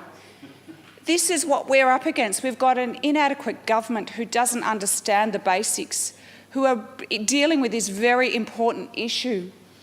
And that's why the public deserves so much more, because they want to trust government. They want good leadership. They actually want the government to steer us through this crisis. But what they have seen over the last 6 months is a government in chaos, a government that has actually lied to us all, and a government that is just not up to the task of actually managing it. Because don't look at the UK or the US and compare Victoria. Look over the border to New South Wales. That is the comparative we should be looking at. Correct. And those opposite continually look to the US and the UK and Europe, and none of us want to be in that situation. And we are very fortunate here in Australia that we've got an ability to contain the virus as much as we can, because we're an island. We shut our borders early. And as somebody said yesterday, Melbourne is an island within an island within an island, within Australia, within Victoria and within Melbourne. Well, I want to get out of this goddamn island. I want to go out into regional Victoria to see my friends and family and support those regional people that I all know. And still we are here, and still we don't know, Acting President, what the government has got in for us on Sunday. And they can't tell us because they actually don't know themselves. They set up this roadmap out, which was said, please look at what you're trying to achieve here, government, and redo the modelling, because what you've put to Victorians is completely unachievable. Less than 1 case per million Victorians. That's what you're asking for to get to the COVID normal that the Premier still speaks about. That's no cases for 28 days. That's no active cases, and that's no outbreaks of concern in any other state or territory. That is absolute folly. And he's strung Victorians along saying, trust us, we're getting there, you're closer, you're closer, you're closer. He's played us. And that's why the trust is also not there. Because people have wanted to think, yes, we're getting through this. Yes, we are nearly there. I can see the light of the tunnel. But they don't, they can't, because the Premier, through his daily presses, have not given that hope and confidence that we all so desperately need. So that's why we've got real concerns about the government's asking us to trust us in relation to the authorised officers. And when I attended the briefing, I asked the government in relation to the health services that are part of this. If you look at, they've taken out the most draconian bits, as we all know, and they've inserted into clause 16 that the following: police officers, a protective service officer, a WorkSafe inspector, an employee in the public sector of a state other than Victoria or a territory, and finally a health service provider. Well, if you look at a health service provider, that is a range of services. That is, under the definition, anyone who is providing a health service. It includes providing those services within hospitals, mental health services, pharmaceutical services, ambulance services, community health services, health education services, welfare services, and services provided by dietitians, masseurs, naturopaths, social workers, speech pathologists, audiologists or audiometrists, and pathology services. So you've got a raft of excellent healthcare professionals who undertake very relevant work to assist our healthcare system. But there's no definition, and when I asked in the briefing, could you please provide me who you've consulted with in this area, they said, sure, I'll get back to you. Again, I'm still waiting. And this has been the story of my life for the last 10 months. Time and time again, I have asked for information through briefings. Yes, we'll get it to you, Georgie. I have never received it. Never received it from any of the briefings I've had with the Deputy Chief Health Officer or some other one under them. Never have I received any of the information. So you ask us to trust you, government, in relation to these very important measures. It's not only me and members of the crossbench who have got questions around your abilities to undertake this really important task, but who are these authorised officers? Who's going to be paying for them? Who's going to be equipping them? Who's going to be training them? There are questions upon questions, and this bill does not set out how that will all be done. And again, the gaps and the flaws in this rushed policy making we see time and time again, and as a result, Victorians have been the big losers. Victorians are in this mess where we've seen hundreds of Victorians die from coronavirus. Tens of thousands of businesses go to the wall with no hope, many of them, to reopen. They are at their wits' end. People have lost their jobs. They don't know if they'll be employed again. They are desperate. Those emails we receive, the thousands and thousands of emails from real Victorians who are not sitting in offices, they're sitting at home. They've been trapped in their home for months. They've been homeschooling. They're separated from their families. The mental health issues are real. And this government has ignored all of that. They have not understood the reality of what is happening on the ground because of their decisions, because of their failures, and the lack of acknowledgement for those failures. And that is what is so heartbreaking. That is why there is no trust. The trust is broken. Victorians feel crushed. They feel really crushed by the actions of this government. And so, whether it is the 5K zone, whether it is the curfew, whether it is the authorised officers, all of these measures that when the Premier and the Chief Health Officer or his deputy gets up there and gives us information each day, every Victorian has every right to understand why those decisions are being made. Because we are locked in our homes, we are losing hope in terms of your ability, and the Andrews government, to pull us through this, because there was no guarantee even in question time to the small business minister. Will those businesses be open by Christmas time? There was no clarity there. And that uncertainty, the lack of clarity, is only putting more stress on every Victorian who just wants to get out of this. We all want to get out of it in a safe way, and we can, because other states are managing it, and we need to manage it too.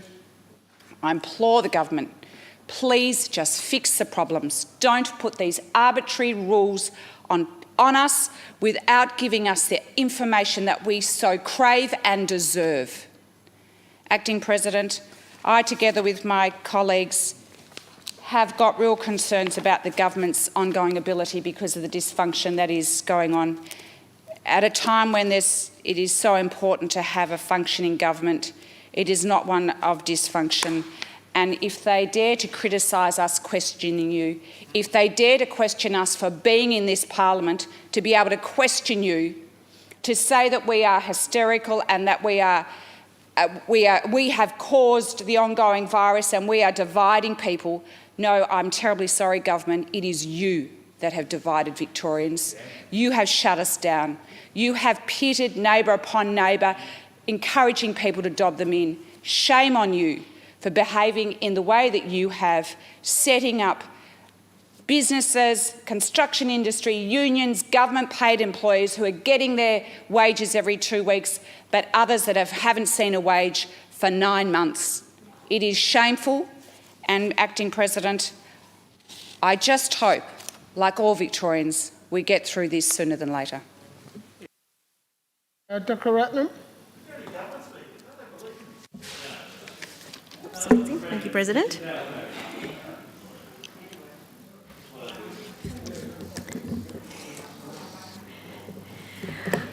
I rise to speak on the COVID-19 Omnibus Emergency Measures and Other Acts Amendment Bill 2020. From the very beginning, the Greens indicated we were deeply concerned by aspects of this bill, in particular the expansion of police powers and the new powers of detention. Our concerns were backed by the legal profession and human rights advocates. The government clearly overreached. The bill gave the Secretary of DHHS enormous discretion in appointing authorised officers, extending eligibility from just public servants to effectively allow the Secretary to appoint whoever they liked as authorised officers, including asking police and PSOs to carry out public health functions they have little or no training in. These provisions also would have allowed authorised officers like police officers and PSOs, and possibly even security guards, to detain people who had tested positive for COVID-19 or their close contacts if they reasonably believed they would not comply with the public health direction. This would effectively have given the police the green light for more extensive and heavy-handed use of detention powers, likely over sections of our community who are already subject to over-policing, like First Nations peoples, the homeless and the mentally unwell. In fact, it was made clear by the government in attempting to justify the new powers that they fully intended these detention powers to be used on people in already vulnerable situations, and that was just not acceptable. Our concerns about the overreach of these provisions were shared by legal and health professionals as well as civil rights bodies. The Victorian Bar noted that unconstrained and undefined subjective powers naturally invite the tendency to exercise them to the fullest and in breach of human rights. Liberty Victoria highlighted the inherent risks in asking police and PSOs to act as health officers, rightly noting that police are not public health officials and do not have the expertise to determine whether action is necessary to eliminate or reduce a serious risk to public health. We know these concerns were shared by many others in this chamber.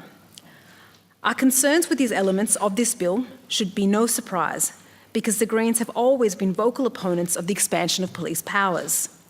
In our 14 years in this Parliament, we have consistently and repeatedly opposed the expansion of police powers and arbitrary law and order policies.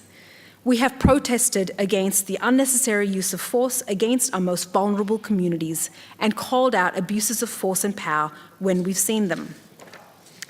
We have repeatedly questioned the ability of the police to investigate themselves and called for a stronger accountability and oversight of police action. We have opposed the continued expansion of the role of PSOs without any additional training or oversight. In the other place, we proposed amendments to this bill to prevent police, PSOs and security guards becoming authorised officers with the power to detain people.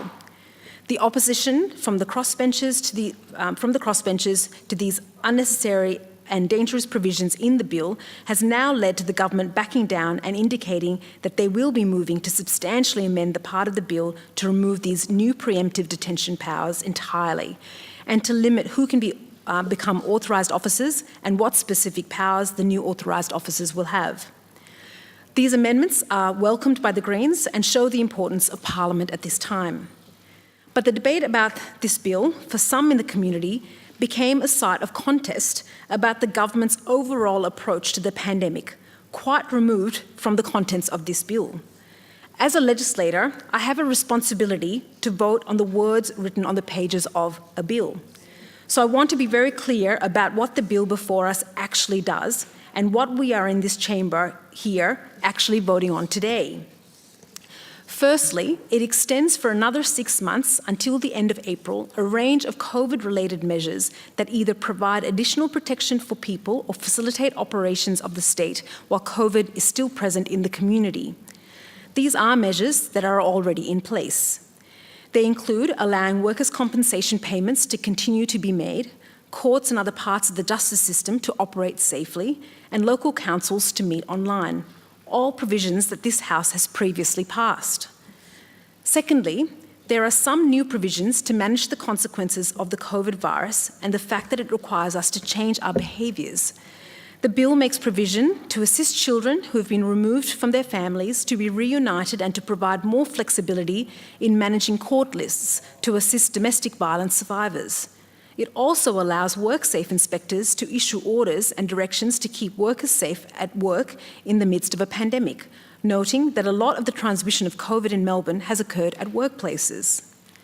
These measures are an attempt by the government to ensure that at this time, while normal processes are disrupted by COVID, systems essential to our society can continue to operate, like the courts and the child protection system. Finally, there is a Division 5 of Part 3 of the bill, which in its original form represented the unnecessary and dangerous overreach by the government I mentioned earlier. The community was right to be worried. As I have mentioned, these provisions were unacceptable to the Greens, and thankfully it seems to others on the crossbench.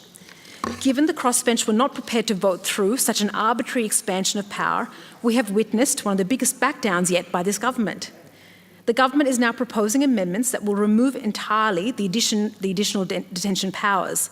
It only allows an expansion of the authorised officers to individuals with relevant skills or experience and select groups, and those specified authorised officers will only be able to exercise specified public health powers. And none of them will be able to exercise the emergency powers, including the power of detention. The crossbench in this place has done well to secure these significant changes from the government. This is democracy in action and demonstrates the importance of Parliament in these times. It is this bill and these provisions I will be voting on today. The other thing I feel a responsibility to do as a legislator is deal with reality. The reality of the COVID-19 pandemic is hard. It has upended our lives, taken a massive swing at our economy, seen Victorians struggle financially, mentally and emotionally. We all have our own personal stories of lockdown and have heard many others in the last few months.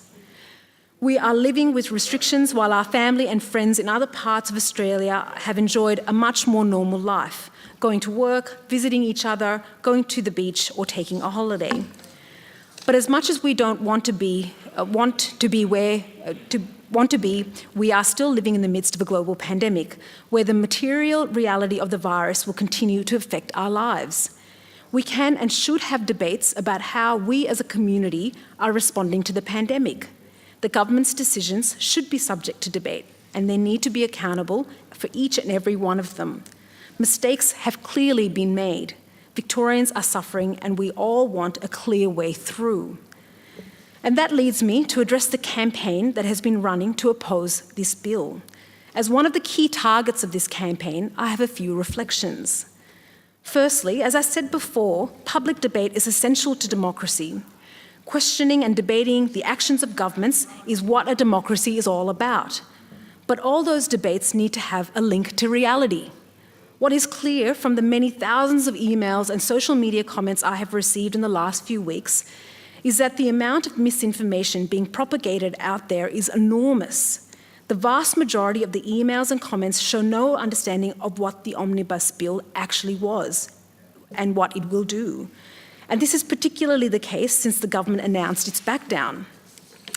Now, putting aside the vile, hate-filled, threatening emails and comments, and I want to thank my staff who've been dealing with those day in and day out, what disturbs me most about the campaign on the Omnibus bill is that by making it a proxy for the entire pandemic response, it is deliberately misleading people on the role of Parliament and how democracy functions. I understand people are scared and hurting. This is a scary time and many Victorians are facing extremely difficult financial circumstances and horrible personal circumstances. But this is a campaign that is feeding off people's fear and anger. It is a classic right-wing nationalistic fear campaign. A campaign of division, a campaign of lies and misinformation, sprinkled with conspiracy theories, a campaign designed to undermine a public health response to the most significant public health event of our times. It is a campaign that us in this place should be collectively confronting, not submitting to. The other reason I know this campaign isn't what it seems is that it has been throwing around words like liberty and freedom. But when people's actual liberty and freedom are routinely violated, do you hear the same people?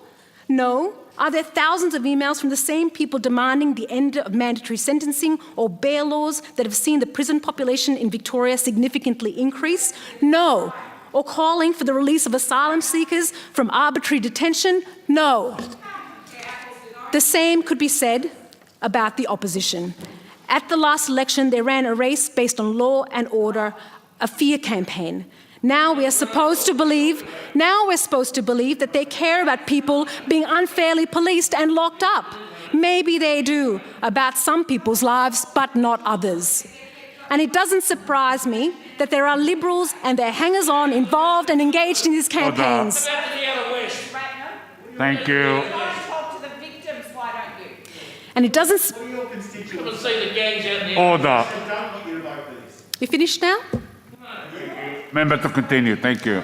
And it doesn't surprise me that there are Liberals and their hangers-on involved and engaged with these campaigns. Their politics rarely reaches for solutions. They much prefer to play on fear and misinformation, hence their decades of climate change denialism. I, for one, am not going to be threatened by a right-wing nationalist conspiracy-tinged campaign, bullied into denying the reality or cave into threats, and I urge my fellow crossbenchers to look behind the emails at what is really going on here. The role of parliamentarians is more important than ever. In fact, our influence has been demonstrated by the government having to back down and substantially amend this bill. Let's debate the government's response to the pandemic. It should be debated. But vote on the bill before you. vote on the bill before you. Play a role in stopping Victorian politics becoming a mire of conspiracy theory-fueled nonsense. This is not a vote on the government's response to the pandemic. It is not a vote on the current lockdown levels. It is not a vote on the best approach to lifting restrictions and managing the pandemic. It is not a vote of no confidence in the government. That is happening in the other place.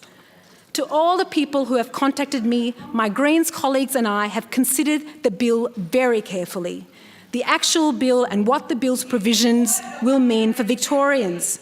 And like we do with all our votes, we will act in the best interests of our Victorian community. Thank you. Order. Thank you. Mr. Rodney. Thank you, Thank you, President. I can't help but commence my contribution on this debate, President, by noting that the Greens voted for the preventative detention powers in the Legislative Assembly. So all the lecturing and all the hectoring and all the conspiracy theories from Dr. Ratnam, let the record show her colleagues in the Legislative Assembly with the Labor Party voted for the preventative detention powers that she now all of a sudden says are terrible. The Greens voted for that, consistent with their totalitarian approach to we know best, we'll tell you best, from their moral high ground. So let's not have the lecturing from Dr. Ratnam and the Greens about conspiracy theories when her party voted for the preventative detention powers that have only been removed because of the public outcry. And President, let me start by saying, at times, I'm sure like all of us, the feedback and the cynicism from the community can be draining. But hasn't it been reassuring and fantastic to see the outpouring from everyday Victorians, not a right-wing conspiracy as Dr. Ratnam likes to assert, everyday Victorians who don't care much for politics but understand when things have gone too far. And everyday Victorians who believe in our democracy, they believe in our institutions, they may be cynical from time to time, and President, I think that's probably a healthy thing, as has been demonstrated in recent weeks and months. They understood that there was something wrong. They may not have read the legislation or got into the details of it exactly, but they just smelt a rat. They smelt there was something wrong. That they've been doing the heavy lifting for this government. They've been doing the heavy lifting in trying to stop the spread of the virus. And in return, the government wanted more power, without any explanation as to why. Threshold question for any new law, why is it needed? That simple proposition still hasn't been answered. Yes, there are many things in this bill that are rolled over from the first bill and that we support, as many members of the opposition have said. But this new power grab, when the COVID numbers have come down and been stabilised, why? Why is it needed? Now, I think Mr. Rich-Phillips and other members have reflected on the Secretary of the Department of Health and Human Services. And it's not my want to reflect on public servants because they do a very difficult job and they do a good job. But her performance at the Code Inquiry was embarrassing. And the Parliament is being asked to invest with her, to hand over to her, to say, handball, here you go, Madam Secretary. Here's a whole lot of power. You can choose which authorised officers you wish within that very broad class that Ms. Crozier went through, with more power than the police. And we're asked to trust her when she didn't have the foggiest about the hotel quarantine inquiry. Not the foggiest, or so she said.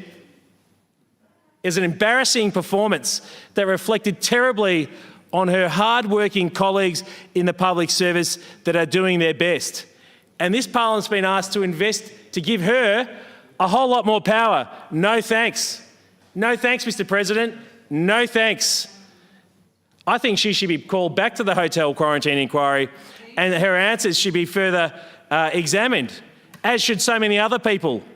But that's a whole nother question. President, when I talk to Victorians, and people are contacting me I haven't spoken to for 20 years, that I know I'm in politics, don't know much else really. Sometimes they don't really even know what party I'm in, but they know I'm in politics. They're reaching out to me saying, what the hell is going on? What is Daniel Andrews doing? I used to think he was a good bloke. I voted for him. I've heard that so many times from people I know. I wasn't going to tell you, but I voted for him. What is he doing? What planet does he live on? Why are we in this lockdown that is destroying my business, that is destroying my life, that has put pressure on my marriage, that has said my children are depressed? They're falling behind in school and they can't keep up. They no longer get out of bed. All they do is watch a screen all day. These are the comments I'm getting all day, every day. And the self-righteous on the crossbench might say, oh, we can't talk about those issues. That's inappropriate. Well, it is appropriate. We're elected to represent our constituents and tell this parliament what has gone wrong and why. So we should say these things because these things are important. Because I think those on, and I count myself to be lucky in this. I say that absolutely lucky to be in this position. Those of us with a regular income, a guaranteed job, have no idea how hard it is out there in the real world. And you know what the disconnect is, President? The people making these decisions don't live in the real world of small business being told, at some future time, when I feel like it, you might be able to open up again. And it might be the October the 19th, but it might not be. Oh, tomorrow it might be again. And day after, might not be. But the business I run needs 2 weeks to reopen because I've got to order stock from suppliers that might come from interstate. I've got to roster staff that have gone off, doing other things because they've lost hope. You can't make a decision on tomorrow and expect to be implemented the next day. And unfortunately, the 2 or 3 people that are running Victoria at the moment simply don't understand that. And we could address our issues to the ministers at the table, but as others say, they're irrelevant to the operation of the government of Victoria. In fact, I think the COVID-8 is irrelevant to the vast majority of decisions made by the government of Victoria. I mean, isn't it extraordinary that on the 3rd of April, the Premier wrote to the Department of Health and Human Services Secretary and said, you answer to me now. And he did that to the other secretaries as well. Don't worry about the usual niceties of reporting through to the minister and then to me. That's a waste of time. At a time when cabinet government should come to the fore, when the institutions that make our democracy strong should count, they've been bypassed, absolutely bypassed. So Jenny Mikakos as Health Minister, you're irrelevant. Martin Foley might now attend the press conferences. He's irrelevant too. And we have a situation where governments have always been very careful to get unfiltered advice from the public service and then to get the political advice from their ministerial advisors. And that's important because the public service may put forward propositions that frankly are just politically unpalatable and they may need to be nuanced. And anyone involved in politics understands that. But when you have the two merged together, you get the sort of disastrous decision-making that leads us to be the only state in the second lockdown. And yes, it might be inconvenient at times to take advice from various different departments and then take advice from your ministerial staff and deal with external stakeholders. But you know what happens when you do that? You don't make the sort of decisions that have led to us being in this chamber today, wearing masks in a lockdown that is protracted and it would appear almost never-ending. And that's just not me saying that. Jenny Mikakos said that. When Jenny Mikakos was free of the shackles of responding to Daniel Andrews, not doing things for him necessarily, because she was bypassed, but to answering, being constrained by being a member of Daniel Andrews' cabinet, that's what she said. That's what she said. When you have the sort of decision-making centralised, as Andrews did after the COVID crisis started, you lead to these sort of disastrous outcomes. Now, President, I could talk for a long time, but I've only got 6 more minutes. So I just want to now address briefly the scrutiny of acts and regulations process. And I congratulate Mrs McArthur and Mr Burgess in the other place for the guts and the time in putting together a minority report. Because other members of this chamber from the crossbench said, oh, everything's fine now. The Law Institute say everything's fine, and the Bar Council, look, they're not so concerned now the preventative detention powers have been removed. Oh, but hang on. You look at the minority report put in by Mrs McArthur and Mr Burgess, and it has a submission from some of the most eminent QCs in Victoria that is not on the SARC website, that would not see the public light of day unless this minority report had been written. Maybe everything isn't great.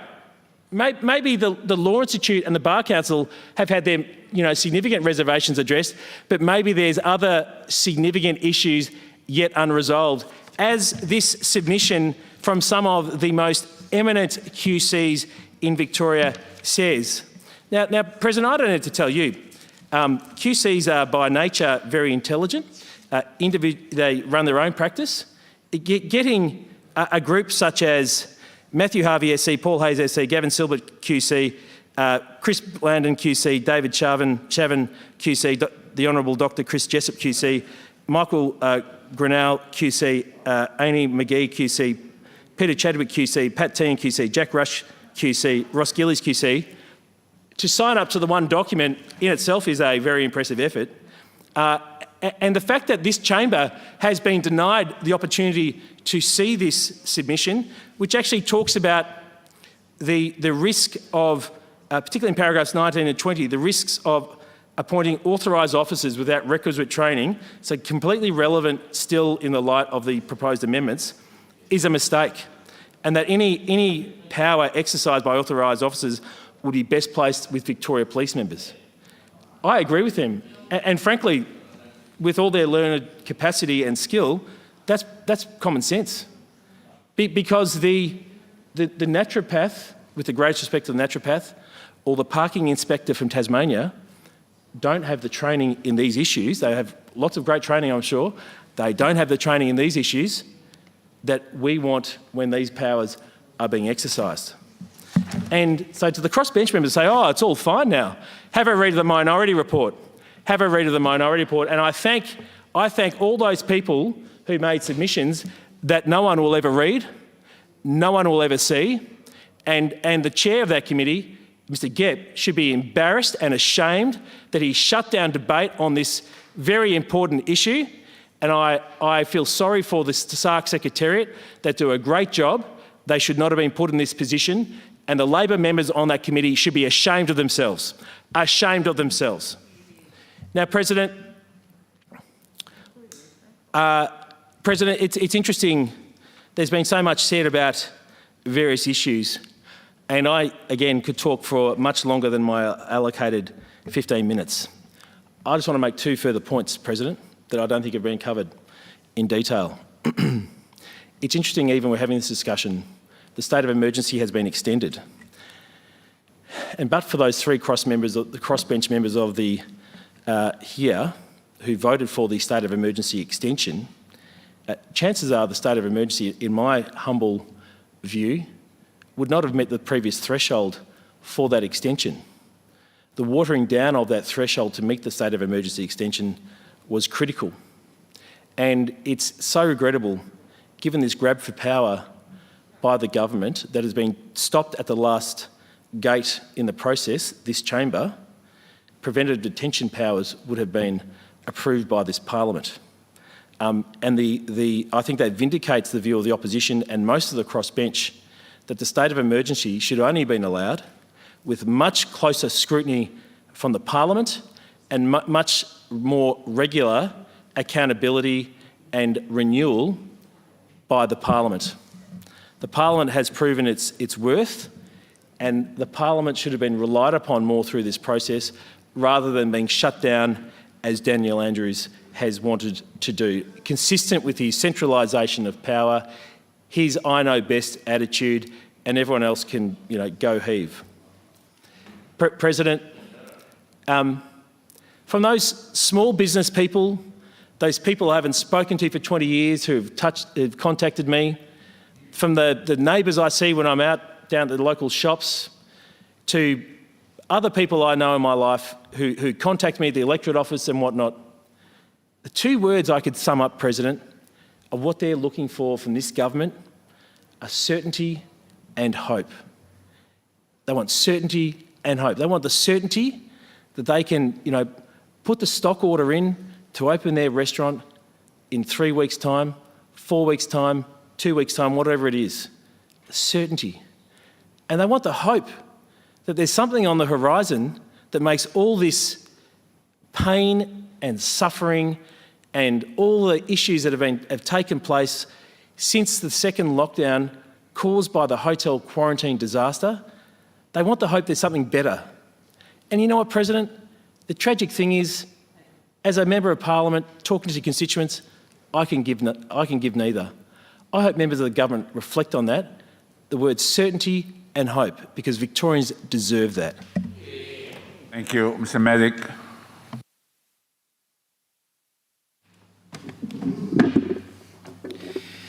Thank you, President. I do want to preface before I start that I actually agree with Mr. O'Donoghue here.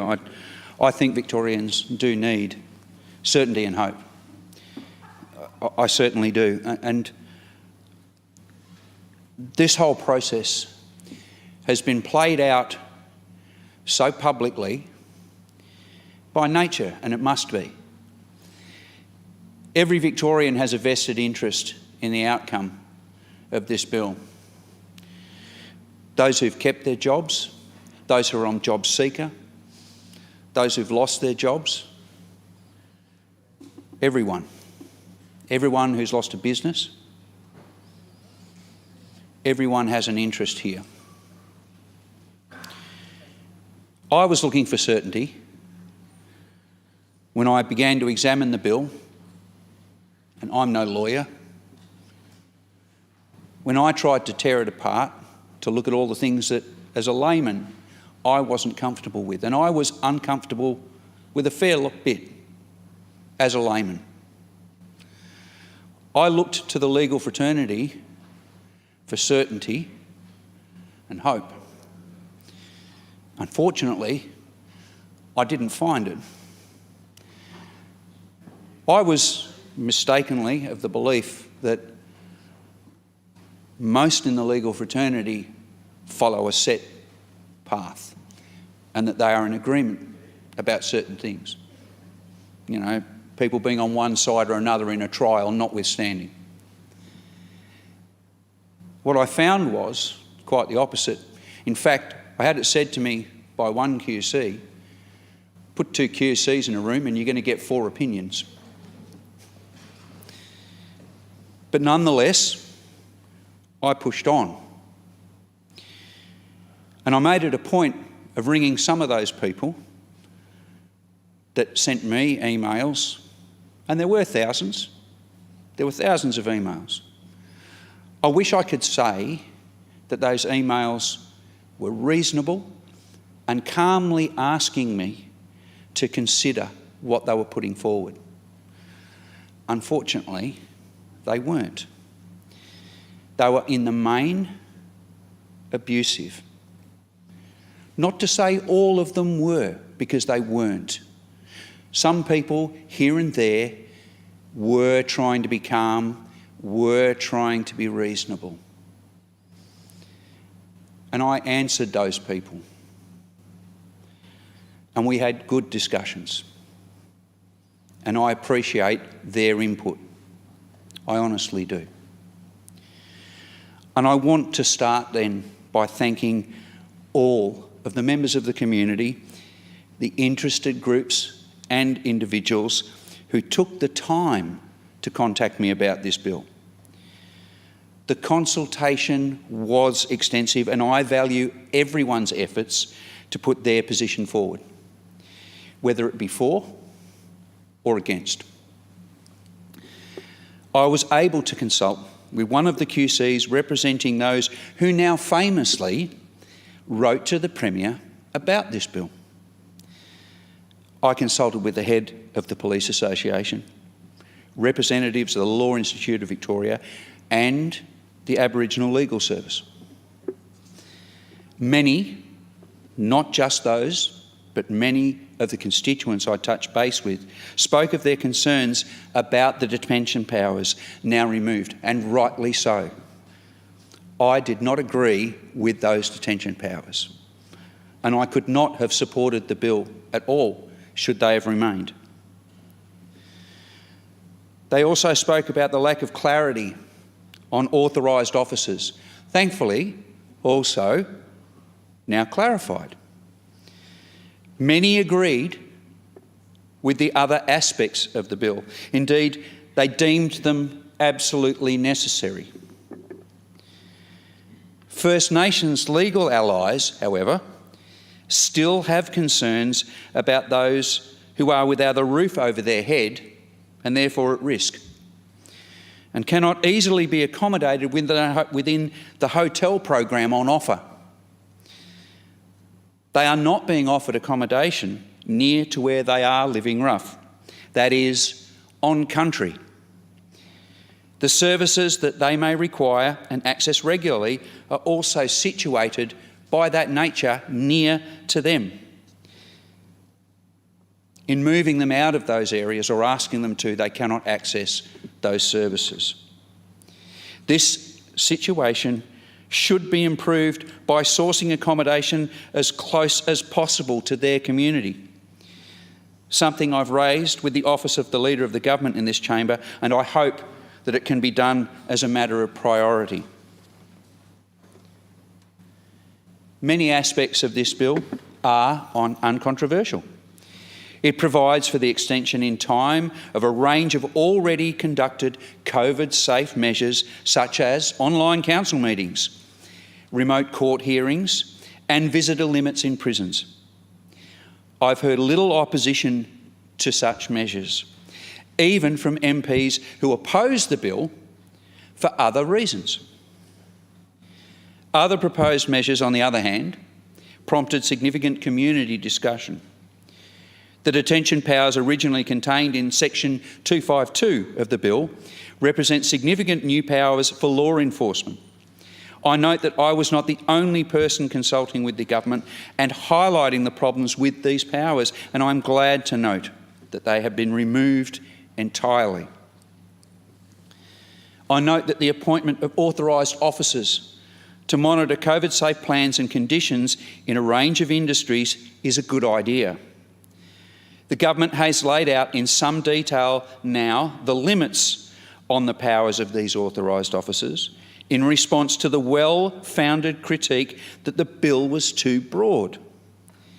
This bill now brings Victoria into line with other states who have similar schemes.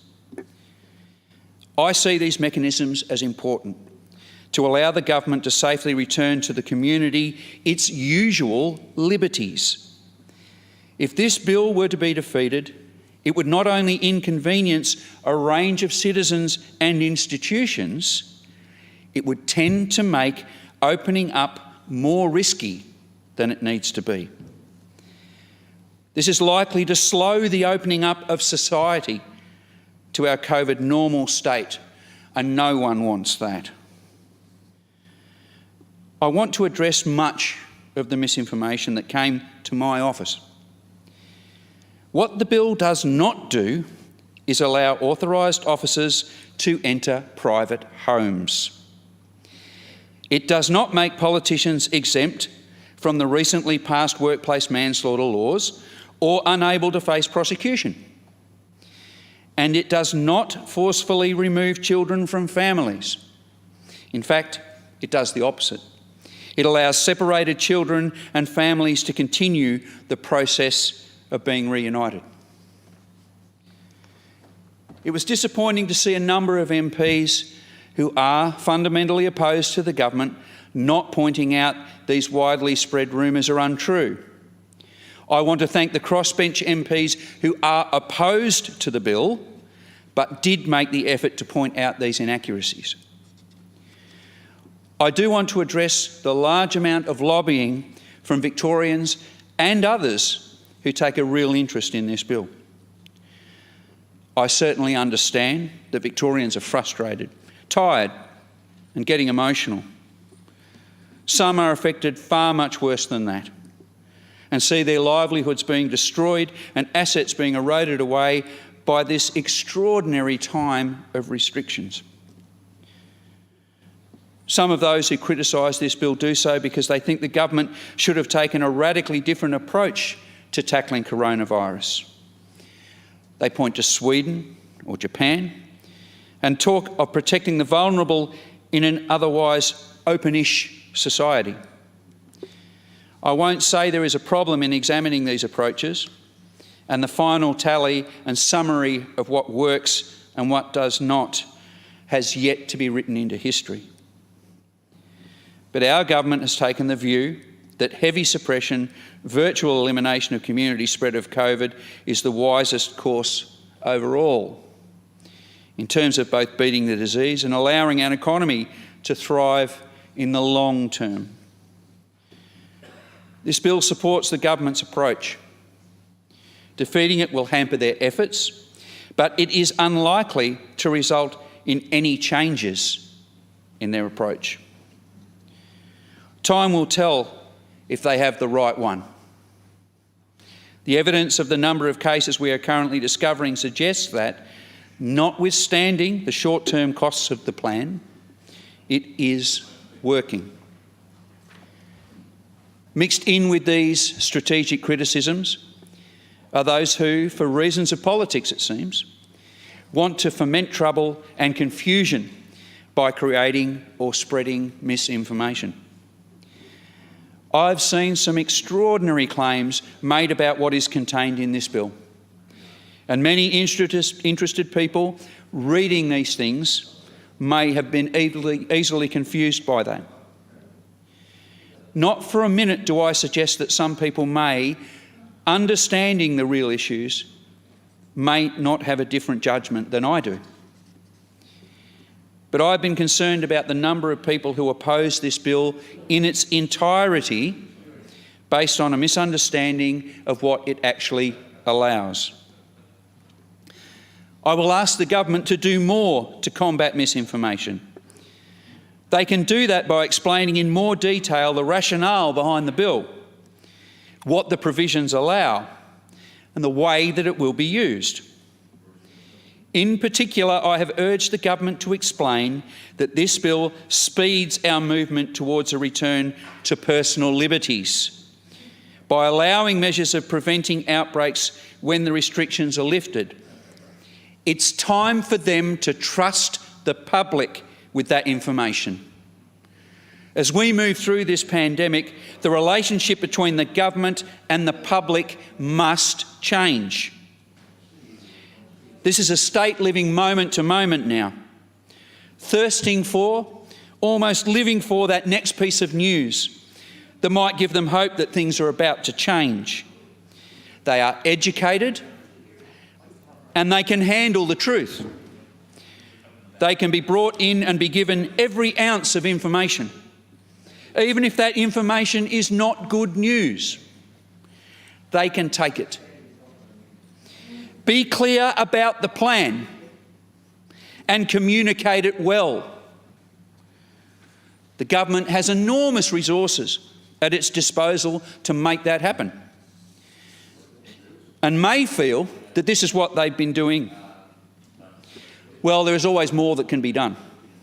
And as I said, what may have been good months ago isn't now.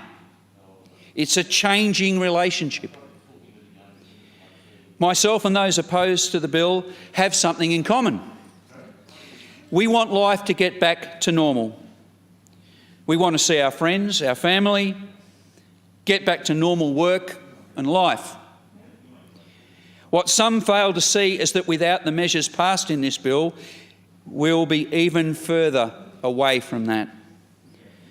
COVID-safe plans will be vital in stopping the spread of coronavirus as we open up more.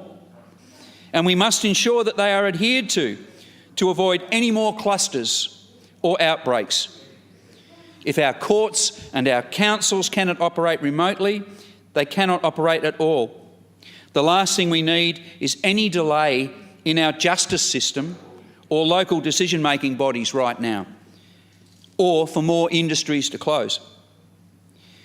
Importantly, this bill also provides a package to support injured workers who are unable to return to work during the pandemic, something that is vitally important. Without false certainty, but on the balance of probabilities, it is far better for Victorians to see this bill pass, and I will support it. Mrs McArthur.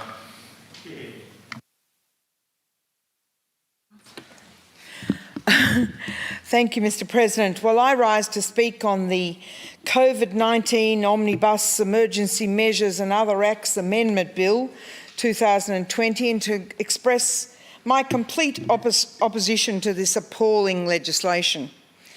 But I want to thank the thousands of Victorians who have written to me about this bill.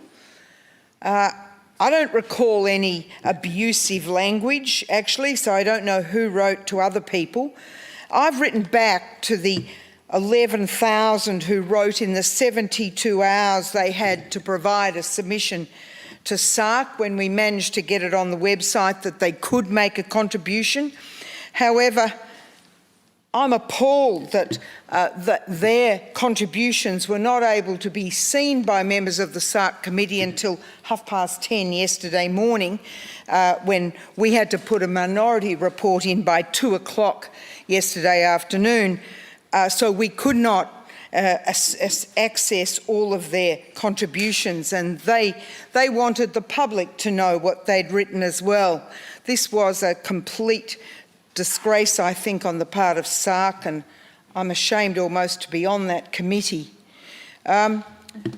Regional Victoria now has 6 active coronavirus cases, and metropolitan Melbourne has 140.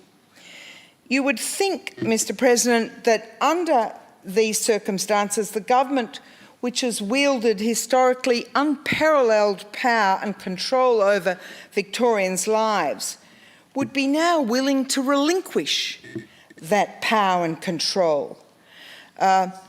Instead, this government thinks the priority should be amassing more power instead of less.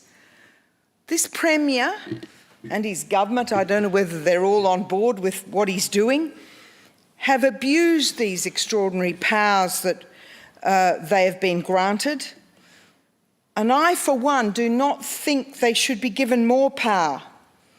In fact, the Premier's powers should be well and truly lessened. This government, and particularly this Premier, have been given unprecedented powers not only in this country, but unprecedented in the world. And while I'm glad to see that Minister Symes will be circulating amendments which have removed substantial subclauses of the bill, it is my strong view that the legislation should be rejected in its entirety. The government's intentions were to allow unauthorised officers to detain Victorians on the mere suspicion that they were likely to breach health directions. If they'd had their way, authorised officers would have been able to detain Victorians for suspected thought crimes, not just police officers, but anyone that the Chief Health Officer saw fit. And not for crimes, not even for ill speech or ill thoughts, which would be reprehensible enough, but for suspected ill thoughts. Fortunately, enough pressure has been exerted, and that horror aspect of the legislation has been removed. But still, this legislation tramples over the rights and liberties of all Victorians. As for the Attorney-General's statement of compatibility with the Victorian Charter of Human Rights and Responsibilities, we should be taking her and her officer's supposed legal expertise with a grain of salt. any advice they are providing or receiving on legislation is predicated on partisan politics and the desires of this socialist Labor government. Already we have seen several class actions mounting against the government for its restrictions on life and liberty. This week it was announced that prominent hospitality figure Julian Gurner will mount a High Court challenge to the legality of the 5-kilometre rule and essential worker permits based on their clear disproportionality and infringement on the implied constitutional right of freedom of movement. Mr Gurner said, "This is not what we signed up for and is inconsistent with a free society, representative democratic government and civilised living. Aggressive and heavy-handed enforcement of these restrictions has also alarmed most fair-minded people. The Attorney-General has disgraced herself by moving the statement of compatibility in the other place, contending that, in my opinion, the bill as introduced to the Legislative Assembly is compatible with the human rights as set out in the Charter. Does the Attorney-General consider herself as having greater legal expertise than the 12 senior barristers that my colleague Mr O'Donoghue has referred to, who wrote a submission to SARC in the 72 hours that they were allowed, even though they weren't part of the hand-picked group of 5 that were asked by SARC to make a contribution?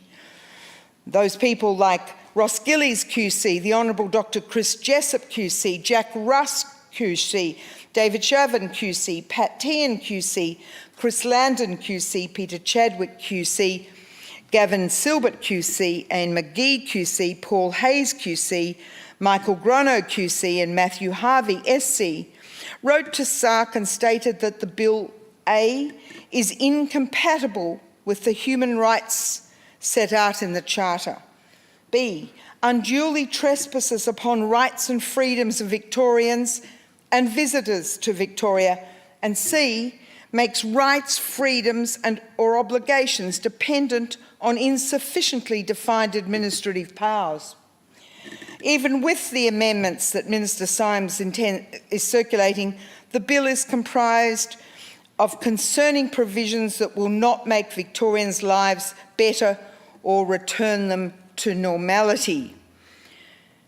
And I, Mr President, do not want to see anybody on this House come into this chamber and argue for the downtrodden, the oppressed, the disenfranchised about their rights and freedoms and liberties, because by voting for this legislation, they are expunging the rights and freedoms of those people in particular, and it would be hypocritical for them to argue otherwise.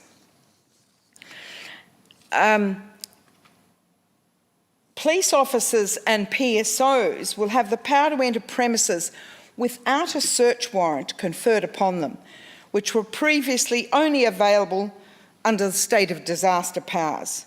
This is of significant concern, not only due to the long-standing Western tradition of requiring police to obtain a warrant to enter private premises, but also because the shifting of powers from the state of disaster powers into the state of emergency powers indicates that the Premier has no intention of limiting unprecedented police powers as the risk to public health subsides.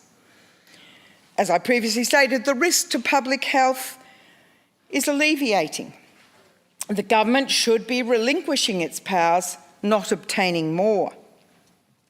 WorkSafe inspectors will be allowed to exercise numerous public health risk powers in the Act, more than police officers. They will be able to, quote, direct any other person to make any other action that the authorised officer considers is necessary to eliminate or reduce the risk to public health under Section 190. Not even the police have this power. Why is this government so determined to confer such extraordinary powers on WorkSafe inspectors, whose primary responsibility is to enforce OH&S laws in workplaces? They already have innumerable powers. Is it because that under circumstances anyone's home will be considered a workplace if they're working from it? Enabling inspectors to enter people's homes without a warrant and enforce the arbitrary dicta of this government. Similar powers, as others have mentioned, will be conferred on a litany of other public servants, such as health service providers and public sector employees from interstate. These powers are extremely concerning to many Victorians, and in their thousands they have tried to communicate with us. Somebody just emailed me today in response to my letter to the 11,500 or whatever it was, saying that they can never get an answer from members of the government when they write to them about their concerns. And they feel threatened. They are worried for their family and their children's future, and the fact that either they have got a job, which they mightn't have for much longer, but nobody seems to care from the government. This government has instilled fear in the people they are supposed to represent and serve. Everybody has done the right thing. We have worked assiduously to ensure that we sneeze into our elbow, we sanitise our hands, we keep social distancing. Very few have not complied with what we're meant to do, and we did it in the beginning so that we could ensure that the hospital system could cope. Well, all those tens of thousands of people we were assured were going to flood the hospitals, of course never eventuated. And if after 7 months we haven't got enough hospital beds or ventilators or PPE equipment, then that is an indictment on this government and those responsible for ensuring that the health system can adequately cope with any crisis. And it is appalling that health workers themselves are the ones most affected these days with the virus. If you can't keep health workers and even patients in hospital free of this virus, then you ought to admit failure and people should resign and should have their jobs taken away from them because they're clearly incompetent. Mind you, health facilities in rural and regional Victoria have coped very well. It does seem to be a problem for Melbourne. Mr. President, I'd like to refer to a constituent in Melton, Sharon McTaggart, who wrote to me and said, "I'm extremely fearful for the outcomes should this bill pass, as we the people have nowhere to run to. I can't protect my child from our government. I can't leave the state. I can't even leave my area, and the government is expecting the people to trust they won't abuse these powers when their track record speaks volumes." I concur with Ms McTaggart. The government's track record provides Victorians with no confidence that these extraordinary powers will not be abused. The government can say all they like about how these powers are necessary to fight the pandemic and keep people safe, but when Victorians see pregnant mothers arrested in their homes for Facebook posts and people brutally tackled to the ground by police on Melbourne's foreshores for protesting while a blind eye is turned to Black Lives Matter protests, they have absolutely no reason to believe them. Another constituent wrote to me from Belmont, "I'm terrified of what it will mean to the people of Victoria if this bill passes. I'm terrified for the state of being for mothers, children and our partners. I am terrified for the elderly left to die alone. I am heartbroken for those that need their support system, like myself, because they have nobody else. We are alone, we are not okay, and we need your vote to support your constituents, not this dictatorship, not Daniel Andrews, not for this bill to pass. This government has terrified its own citizens." Another constituent from East Geelong wrote, "I'm a single woman and a small business owner in Geelong. The stress, anxiety and loneliness of this never-ending cycle of restrictions has taken a huge toll on my welfare.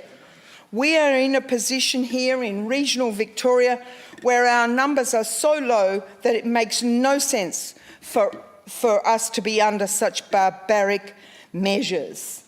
Miss Reynolds is quite right.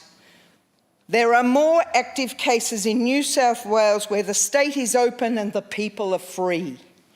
But on this side of the Murray River, the authoritarian Labor government in this state wants to legislate more powers for their political foot soldiers rather than winding their powers back. The important provisions of the bill that do not relate to expanding emergency powers should be stripped out of it, as Maxwell said, rather than disingenuously forcing members who oppose the government's authoritarianism to vote against them. No member can vote for this bill with a clear conscience. I certainly can't. The opposition can't here on this side of the House. And I think it is appalling. We should all vote against this bill. I'm sorry that those on the opposite side are going to support it.